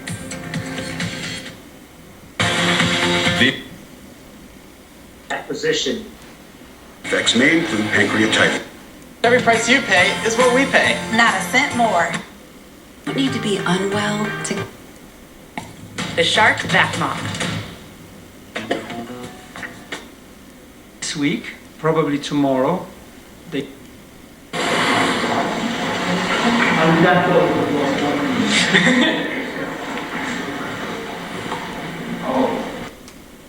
How remarkably aligned with the Pfizer data, the Moderna data are, also with almost 95% efficacy against disease, 100% efficacy against severe disease, and more for you to review tomorrow. That booklet and the vaccine will be reviewed at the VRBPAC meeting by the FDA on Thursday, and hopefully, as for Pfizer, diligently followed up by potentially and approval of the vaccine and distribution. We have ensured significant commitment in terms of vaccine dose availability from Moderna, with 100 million in the first quarter and a second 100 million announced on Friday in the second quarter of 2020. On sexism, here's Andrea Mitchell. Like many people with doctorates, Jill Biden calls herself Dr. Biden. Think of Dr. Kissinger. But Joseph Epstein, a former university English instructor who has a bachelor's degree, argued Biden should drop the doctor from her name because she is not a medical doctor. From the moment I stepped into the community college, I thought, this is it, I'm home. Dr. Biden earned her doctorate in education from the University of Delaware and has taught at community colleges for 35 years. I have always loved the sounds of a classroom. The op-ed drawing fire in part for its tone. Epstein addressing Biden in his opening line as, Madam First Lady, Mrs. Biden, Jill, kiddo. Perhaps he should know better than to mess with a woman who body-blocked a protester from getting to her husband last March. A spokesman for Biden calling the column disgusting and sexist. Doug Emhoff, Vice President-elect Kamala Harris's husband, tweeting, this story would never have been written about a man. Michelle Obama writing, all too often our accomplishments are met with skepticism, even derision. Biden taking the high road, tweeting, together we will build a world where the accomplishments of our daughters will be celebrated rather than diminished. The Wall Street Journal editorial page editor called the criticism overwrought. Dr. Biden, known to her students as Dr. B, plans to continue teaching as First Lady. Lester. Okay, Andrea, thank you. Up next, keeping kids in school and together. One teacher's inspiring idea. Out.com, sponsored by Teason Memorial Home. Hey, Walter, break down the latest political news, plus more. This is the PBS NewsHour from WETA Studios in Washington and in the West from the Walter Cronkite School of Journalism at Arizona State University. As we have reported earlier, U.S. Attorney General Bill Barr is out. President Trump tweeted late today that Barr is resigning just before Christmas. Deputy Attorney General Jeff Rosen will become the acting Attorney General. We look at what this means with our Yamiche Alcindor, who, of course, covers the White House for us. So, Yamiche, we knew there were some tensions between the two since the Attorney General said he didn't know of any evidence that there had been a widespread fraud in this election. But what more do we make of it?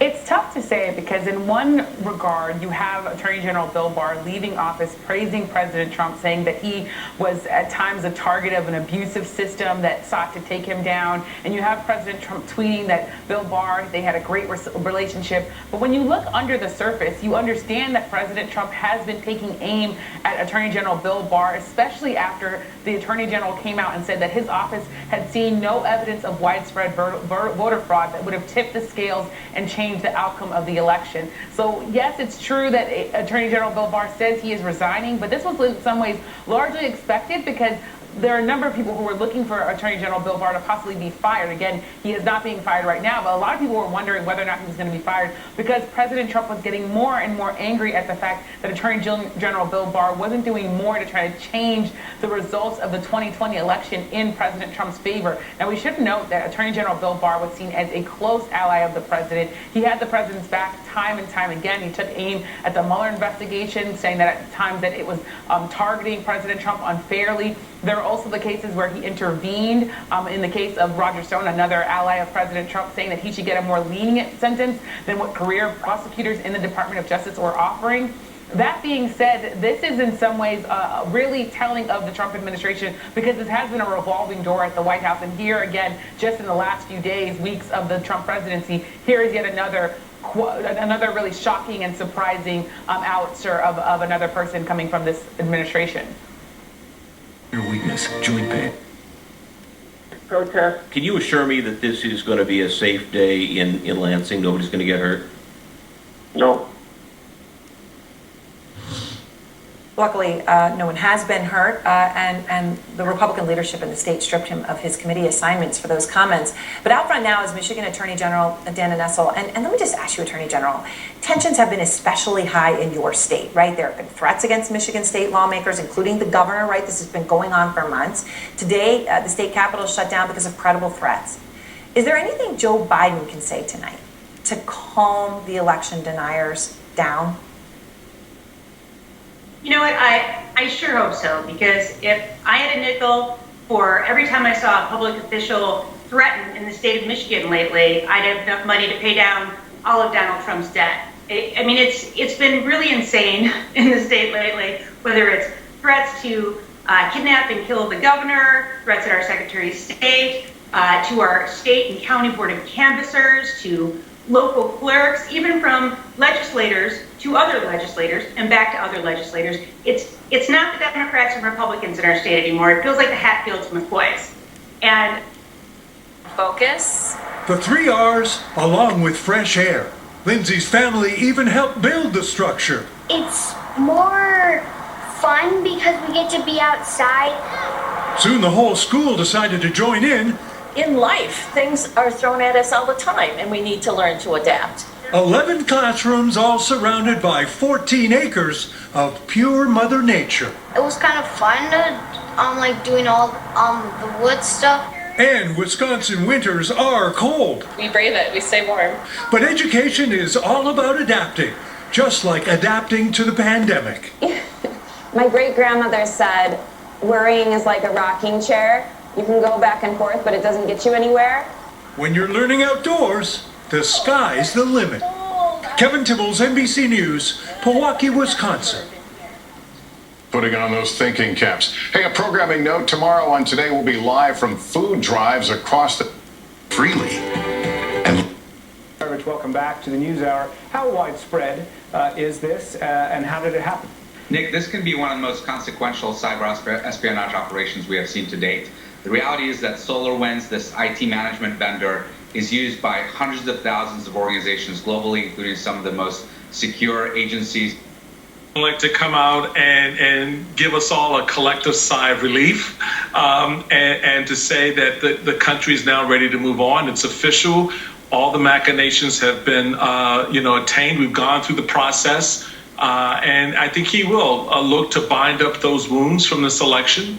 Wounds that we know are still being, cut at and torn at by Donald Trump and some members of my party. But my hope is that the vast majority of Americans begin to rally around that sense of opportunity and optimism for what Joe Biden plans to do. And I think we'll get a good sense and taste of that tonight. Yeah, and Claire, the fact remains that Joe Biden cannot acquaint Donald Trump supporters with reality. Only Donald Trump can do that, and only Republicans can do that. They don't seem ready to do that. And I don't know what do you oh, wait a minute, let's wait till after. Here's the president-elect.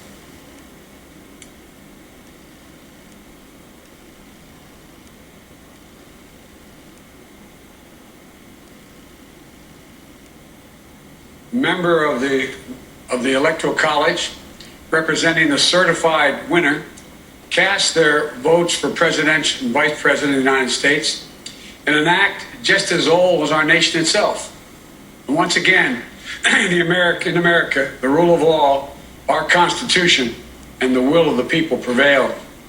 Our democracy pushed, tested, threatened, proved to be resilient, true, and strong.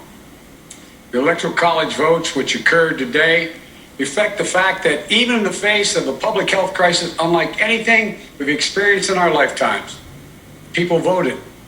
They voted in record numbers. More Americans voted this year than have ever voted in the history of the United States of America. Over 155 million Americans were determined to have their voices heard and their votes counted. Those fears proved to be unfounded. We saw something very few predicted, even thought possible. The biggest voter turnout in the history of the United States of America. A number so big that this election now ranks as the clearest demonstration of the true will of the American people. one of the most amazing demonstrations of civic duty we've ever seen in our country.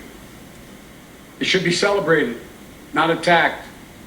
More than 81 million of those votes were cast for me and Vice President-elect Harris. That too is a record. More than any ticket has received in the history of America. It represents a winning margin of more than 7 million votes over the number of votes cast for my opponent. Together, the Vice President-elect Harris and I earned 306 electoral votes, well exceeding the 270 electoral votes needed to secure victory. 306 electoral votes is the same number of electoral votes that Donald Trump and Vice President Pence received when they won in 2016. Excuse me. At the time, President Trump called the Electoral College tally a landslide. By his own standards, these numbers represented a clear victory then, and I respectfully suggest they do so now.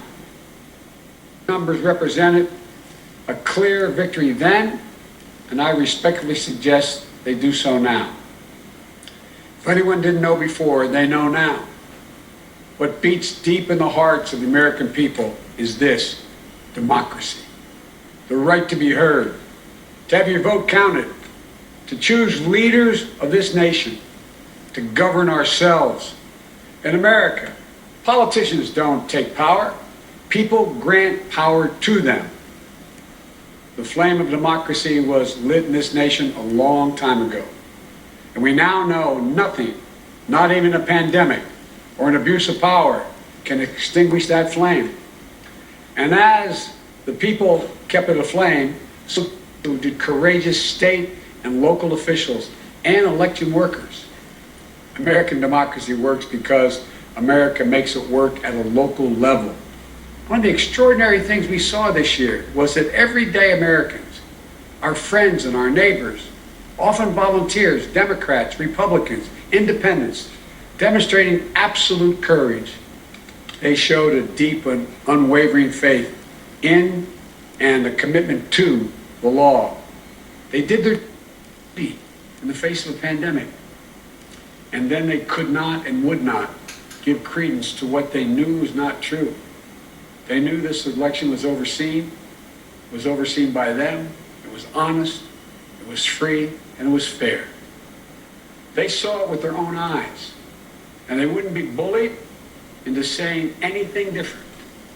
It was truly remarkable, because so many of these patriotic Americans are subject to so much, enormous political pressure, verbal abuse, and even threats of physical violence. While we all wish that our fellow Americans in these positions will always show such courage and commitment to free and fair elections, it is my sincere hope we never again see anyone subjected to the kind of threats and abuse we saw in this election. It's simply unconscionable. We owe these public servants a debt of gratitude. They didn't seek the spotlight. And our democracy survived because of them, which is proof, once more, that it's everyday America fused with honor, character, and decency that is the heart of this nation. The risk of ischemic heart disease, the number one election, those questions are resolved through the legal processes. And that's precisely what happened here. The Trump campaign brought dozens and dozens and dozens of legal challenges to test the result. They were heard again and again. And each of the time they were heard, they were found to be without merit. Time and again, President Trump's lawyers presented arguments to state officials, state legislatures, state and federal courts, and ultimately to the United States Supreme Court twice.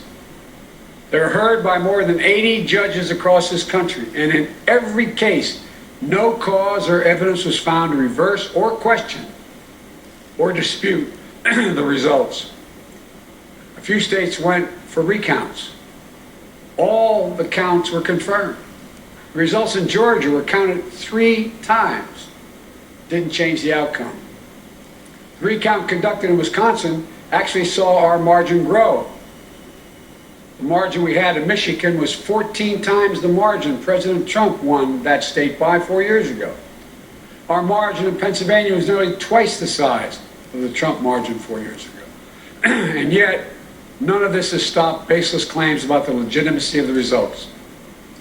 Even more stunning, 17 Republican attorneys general and 126 Republican members of the Congress actually signed on to a lawsuit filed by the state of Texas. That lawsuit asked the United States Supreme Court to reject the certified vote counts in Georgia, Michigan, Pennsylvania, and Wisconsin.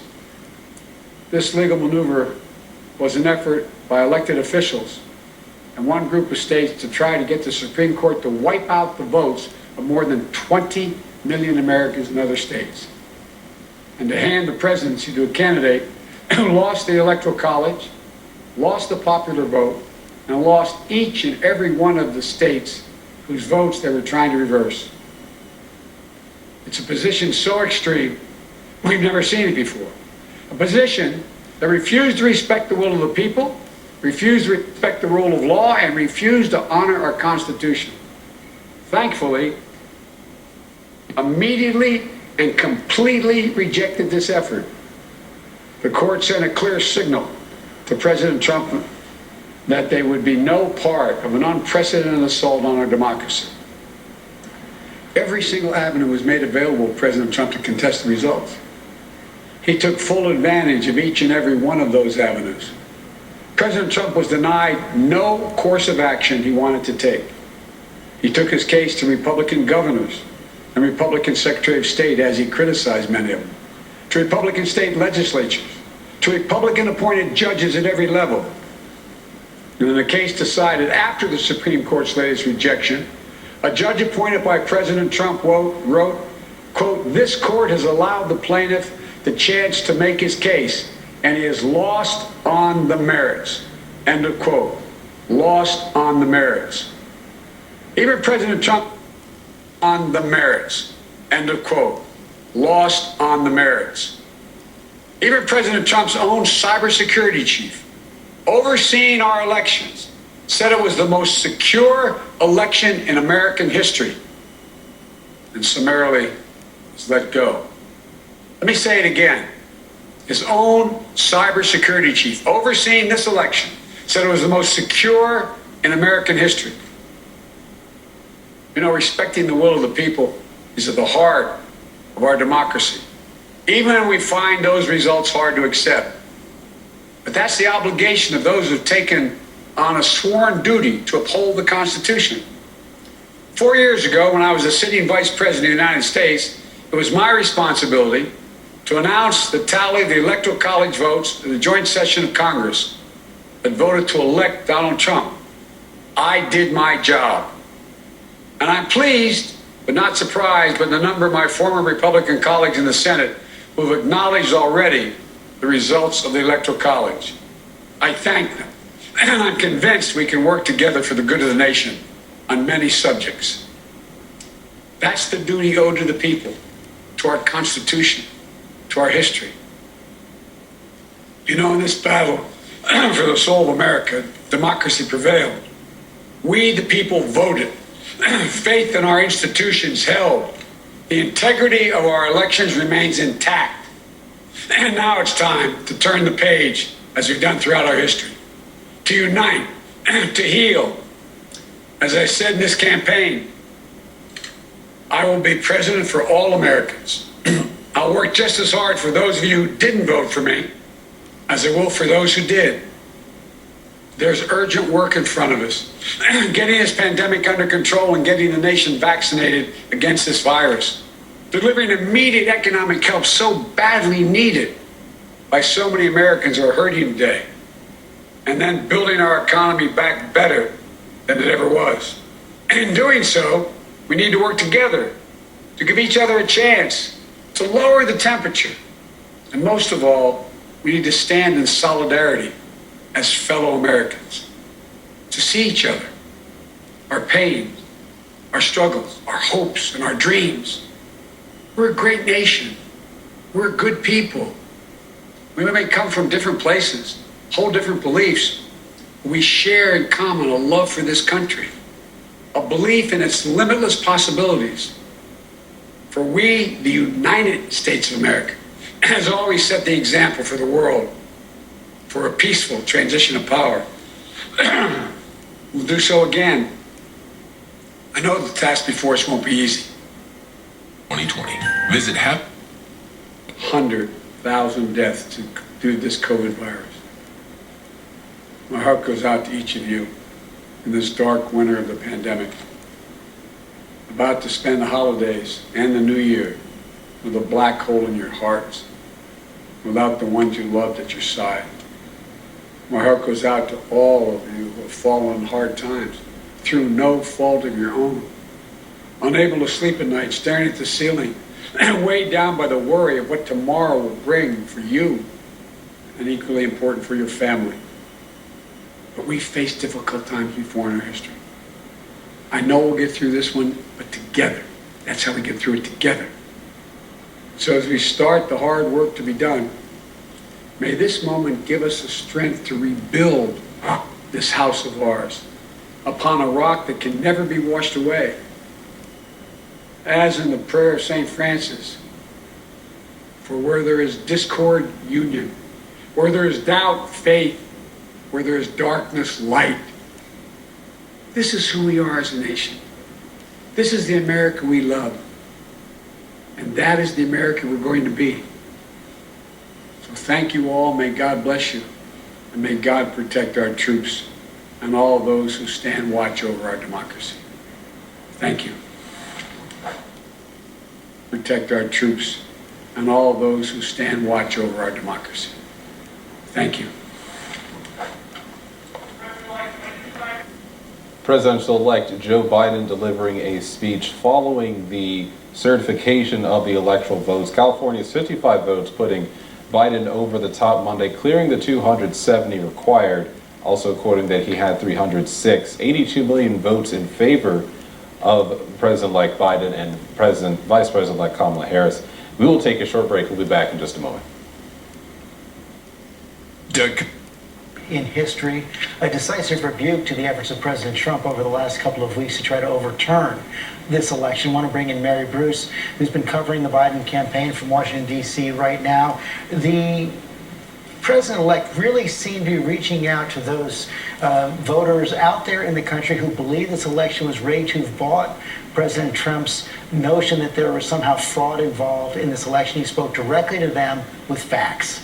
Yeah, and George, Joe Biden is very clearly trying to close this divisive chapter in our nation's history and turn the page, speaking over and over again, as we have throughout this his entire campaign, about the need to bring the country together and to heal, reaching out to all Americans, not just those who supported him. He knows that he has a real challenge ahead of him here, especially as President Trump and many of his supporters view Joe Biden as illegitimate, given the president's repeated false claims and efforts to overturn the election results. And what really struck me about those remarks was just how forceful Joe Biden was in his comments about the president. I think that those are some of the strongest remarks we've heard from him yet throughout this really remarkable, divisive 6-week period since the election. Joe Biden systematically just tore apart the president's argument here, noting that he took every legal avenue, every possible avenue in front of him to try and fight these results, to try and fight the will of the people here, and yet he failed at every turn. And Joe Biden is saying, look, even if you do support the president, that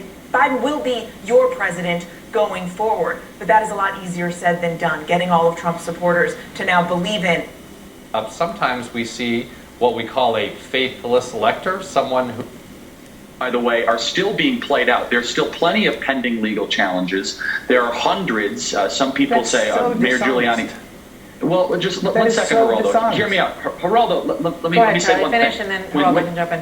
When you have 65 to 70 million people, and rough polls show that between 75 to 80% of Americans believe this, think the election is stolen, if you immediately dismiss all of their claims and say there is nothing to the fact that there was a 1,774% increase for 90-plus-year-old voter registrations in Pennsylvania, if you all of a sudden act as if there was not a motivated effort to destroy Donald Trump at all costs, And these elections were very much on the margins, especially in Georgia and Arizona, and you suppress that conversation. That is not healthy for our country, Geraldo. All right, so that raises a question. For six weeks. Geraldo. We have litigated this for 6 weeks. Twice We the have more Supreme Court of the questions United than ever States before, have rejected Geraldo. it. 9-0, including all 3 Trump That's not associate correct. justices. But Geraldo, I You think have the to question stop is, this. Geraldo, the question is, and I have a montage I want to play here, and I want to ask you both, who answers to these people, because we are one country. Watch this.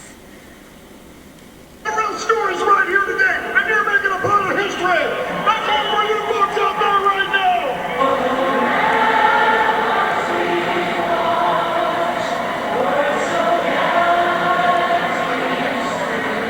I felt that the Supreme Court should at least heard the case. I'm from Pennsylvania. My vote didn't count.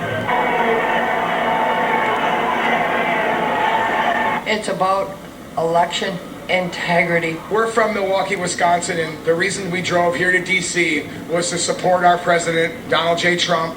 We are Americans. We are going to stand up, and it is time that our votes count. So, Geraldo, my point is that the passion is real for these millions and millions of people across the country.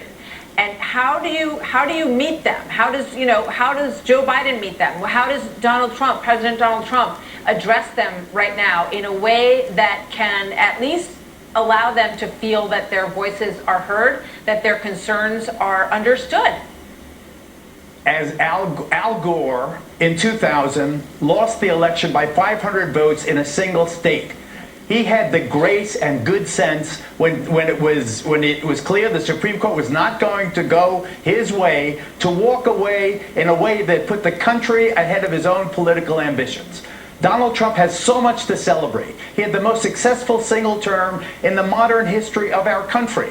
But to persist in insisting against the Supreme Court, against the scores of lawsuits that have gone against him, every single one of them, that he won, that's why these people, they believe him, they love him, they are following his lead. It is the president who is instilling in these people the false sense that they have been gypped. Charlie makes the point that there are so many affidavits or here or there. You litigate each one of them. If someone's guilty of election fraud, you put them in jail. The Attorney General of the United States, William Barr, said that there is no fraud that he has seen of a scope large enough to affect the outcome of this election. Let me let Charlie make a closing comment here. Charlie, go ahead. Look, we actually have more questions than ever before. And Geraldo, respectfully, the Supreme Court did not say there was no election fraud. They just decided not to hear the case. It's really dangerous to conflate the two. Yeah, they said that there was no standing behind it. However, you can understand that judges, being non-political creatures, wanted to stay away from this. Remember back in 2000, the Supreme Court even said, we don't like being in this position. I believe for the future of our country and for the goodness of our republic, these questions must be answered, or else you're going to have tens of millions of people that will never trust another election again. I'm out of time. Thank you very much, Geraldo and Charlie. Good to have you here tonight. Thank you. Coming up, we'll talk to the Texas GOP chair, Alan West, who's getting a lot of backlash for mentioning an idea that was then aligned with secession following the November election. He's here to set the record straight after this. Represents that. Now we're going to have big policy fights next year. I'm going to be on your show next year. We're going to be throwing down. Do you know what? That's the American experience and spirit that we want again. Because we're not talking about. No, you're absolutely right. I miss the days when I could fight with you on TV and then text you afterwards because we were fighting about normal things like policy and not having to talk about the Proud Boys tearing up the church where Frederick Douglass was buried and where Gwen Ifill was funeralized. Most Republicans, I can't imagine this is what you want to be associated with. This is what you want to be. That you want to hang with the Proud Boys. Is that what the majority of Republicans want? Well, I don't know Republicans want that, and y'all don't believe it, but I know a lot of Republicans. No, and you're right. We're going to stay with me. Yeah, go on. I was going to say, I think we just need to ask real them. Quick. I think we just need to ask them. Let's ask them. So, you with the Proud Boys? You down with the Proud Boys? Just let us know where you stand so we know where we stand with you. We need to ask, absolutely. Okay, Claire and Michael are sticking with me, and they're going to stay with me. And up next, the latest on Republicans' delusional insistence Yes, that Donald Trump actually won the election, despite what you just saw, the new president-elect speaking. Stay with us.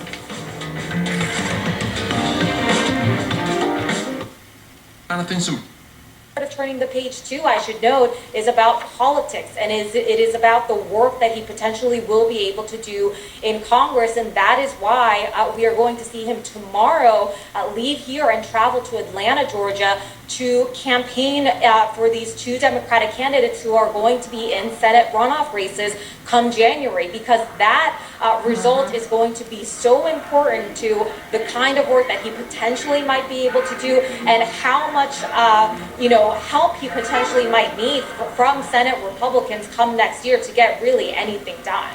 Jimmy, one thing he did, and I know we had thought that he obviously was going to lay out that this was a free and fair election, right? But he went, into detail, right, about Mr. Krebs, right? Trump's cybersecurity chief, saying this is the most secure election, right? He said that repeatedly. And then he went through, 4 of the most contested states by Trump, right, with the margin of victory, right? Recounts in Georgia, we won 3 times. Wisconsin, the margin grew. He went through Michigan. He went through Pennsylvania. It is interesting, Jamie, that they felt, his team and the president-elect, that being this specific and laying this out, despite the fact that perhaps he is preaching to a choir in terms of whom is listening to this, was worth it. I think that today is the day that they want to set the record straight. I think we're going to see, this is sort of a 3-act play. Today, it was confirmed. January 6th, it gets certified by the Congress. January 20th is the finale. And to Michael's point, I don't know that they are reaching the Trump base, but I think that today was a day to set out the facts. I'm guessing his inaugural speech will be very different from this.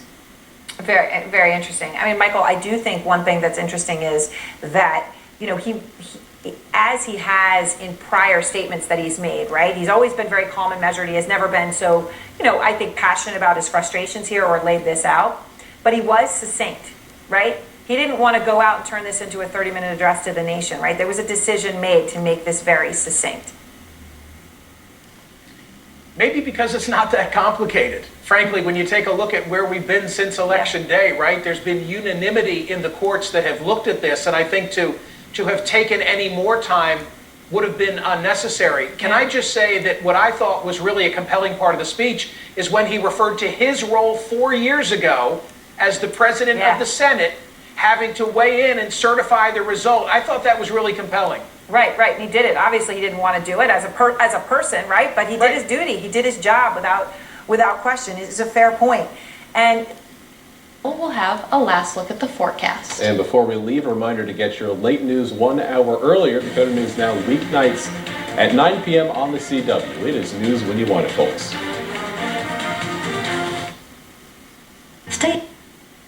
And that's a news hour for tonight. I'm Judy Woodruff. For all of us at the PBS NewsHour, thank you. Please stay safe, and we'll see you soon. Major funding for the PBS NewsHour has been provided by Architect,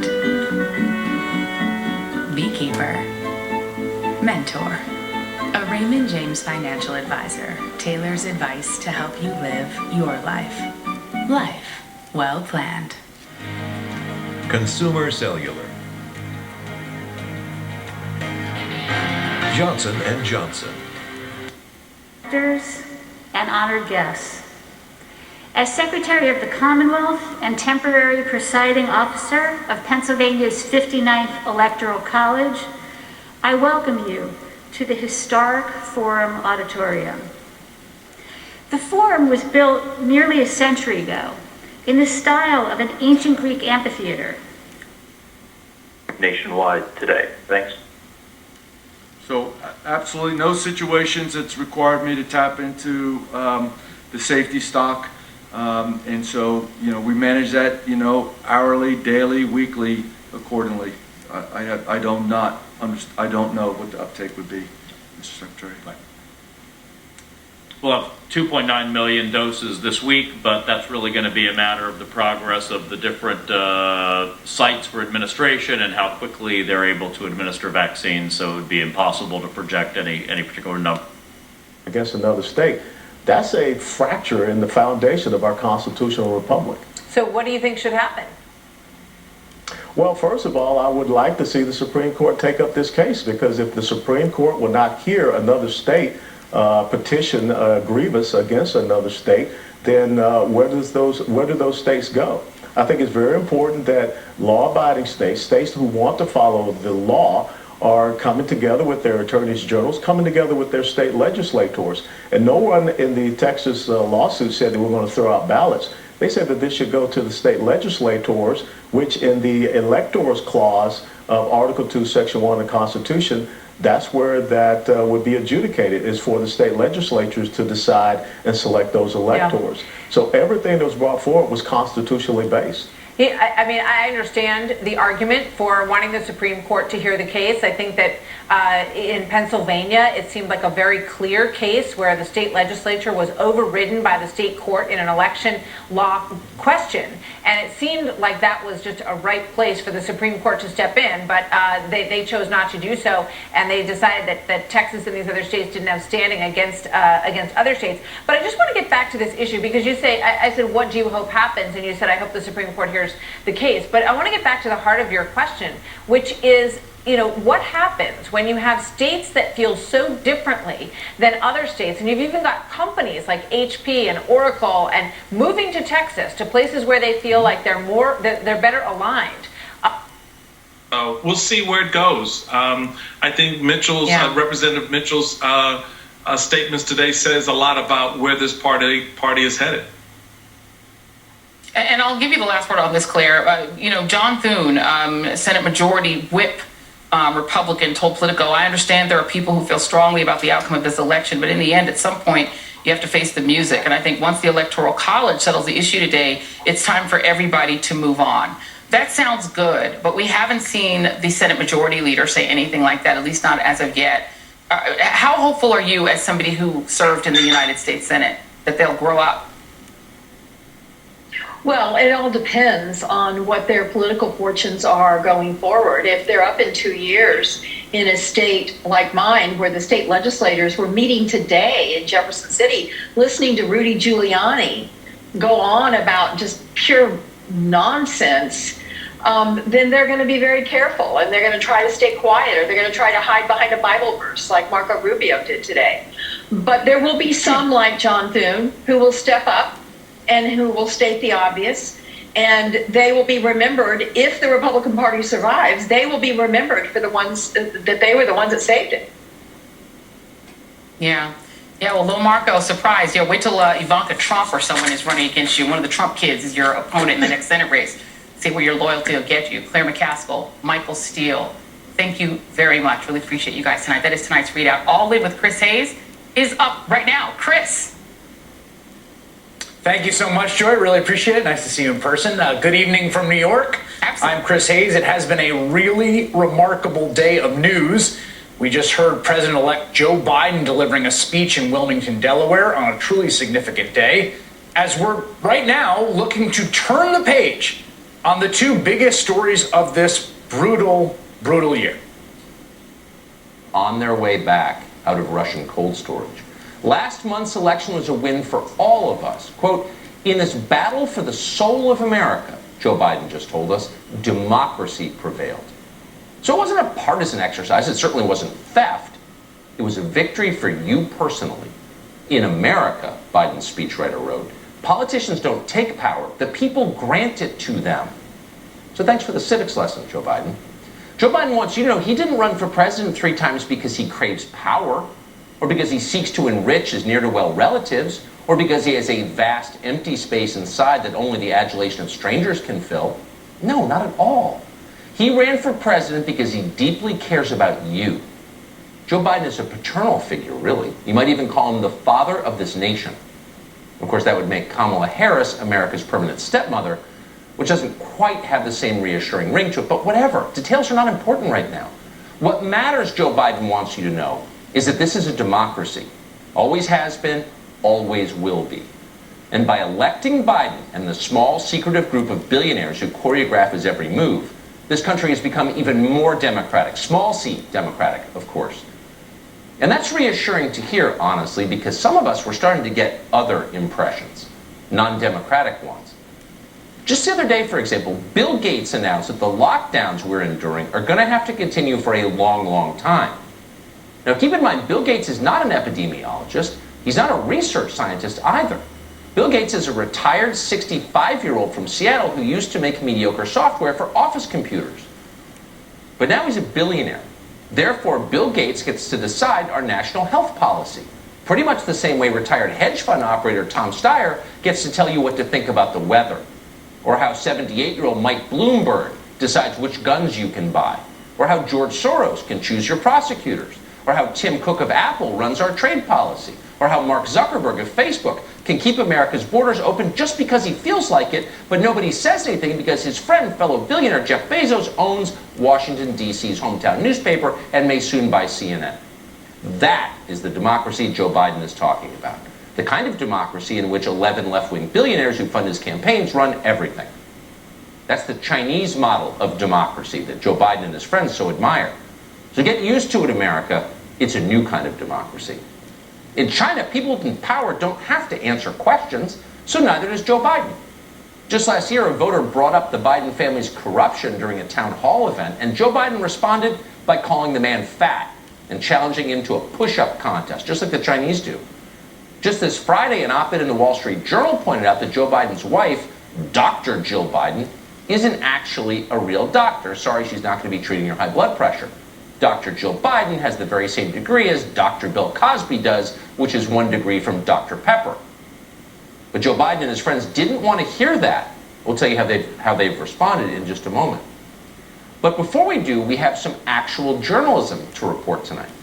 On Friday, a reporter with this network, Peter Doocy, tried to get Joe Biden to address a factual issue.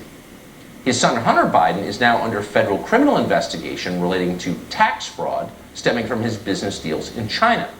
So here's how the conversation went.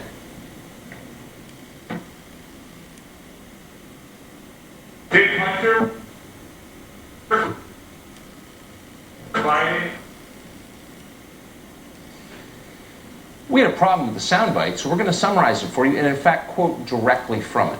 "I am proud of my son," said Joe Biden. If that sounds familiar, there's a reason. That's the same rehearsed non sequitur that the Biden-Harris transition team sent out in a press release last week. And you're not getting any more information than that. Just a minute ago, we heard about how in America, politicians don't take power, the people grant it to them. But it turns out the people granting that power don't get answers. What we do know is that Joe Biden is very proud of his son and his son's federal criminal investigation, and that's all you need to know. So why isn't Joe Biden willing to answer even basic questions about his son's foreign business dealings? The ones where he had lucrative arrangements, very lucrative arrangements with companies directly tied to the Communist Party of China. Well, possibly it's because Joe Biden himself was directly involved in those deals and has been lying about them. We've been telling you that for more than a month, and now it's obvious. One of Hunter Biden's former business partners, Tony Bobulinski, already presented contemporaneous documentation proving that. The reason the press corps and their allies in Silicon Valley did everything they could to bury that story is that they knew perfectly well that more evidence was coming, and it's arrived. That's evidence that they can't suppress. This weekend, the Daily Caller obtained new evidence, emails from Hunter Biden. Here's one. September 2017. Hunter Biden wrote to his building manager in Georgetown in Washington, D.C., and he wrote this, quote, "Please have keys made available for new office mates, Joe Biden, Jill Biden, Jim Biden, the brother, Gong Wang Dong, chairman of KSFY emissary." Oh. So the new office mates included the former vice president, his doctor wife, and Gong Wang Dong, representing CEFC, the Chinese energy company that, according to emails published by the New York Post, was reserving a 10% equity stake for Joe Biden. The man that Gong Wang Dong represented, CEFC's chairman Yi, has ties to the Chinese military and intelligence services. Apparently, California put Joe Biden over the top in the Electoral College. And given that President-elect Biden's victory has now been affirmed by the Electoral College, in terms of the president's, money-making scheme, his grift that's going on of raising money to battle, baseless charges of election fraud, is there any reason to believe he's going to change tactic now? No, and I talked to a source close to the White House, talks to the president on a regular basis, who said he's not moving in the direction of accepting the election results. The disinformation for dollars campaign continues. And I talked to a separate advisor earlier today who pointed to January 6th and said that the president and his allies are likely to try to challenge these electoral college results on the floor of the House. That is when the Vice President, Mike Pence, is to preside over the official tallying of the electoral votes. And it is during that ceremony, Anderson, when Republican House members plan to challenge these election results. And there's a huge problem. There are some systemic problems with that. They need a senator to sign on. There are already Republican senators calling Joe Biden the president-elect today. But also, this is happening in a Democratic-controlled House of Representatives. So again, this is going nowhere, just like the president's hopes for a second consecutive term in office. And so, yes, Anderson, I mean, what we're hearing from our sources and what I'm hearing from Trump advisors is that, yes, he is going to continue challenging these election results to the point where just about nobody is left listening to him. Anderson. Jim Costa. What went wrong? What does the Democratic Party of Michigan have to do? As far as I can tell, I just haven't seen any of that out of Georgia. Instead, it's been this denial, dead-ender kind of approach, and an approach from Kelly Loeffler and David Perdue to essentially just ride the Trump train, even though it manifestly didn't work in 2020. And is anyone having a conversation there about maybe trying something different?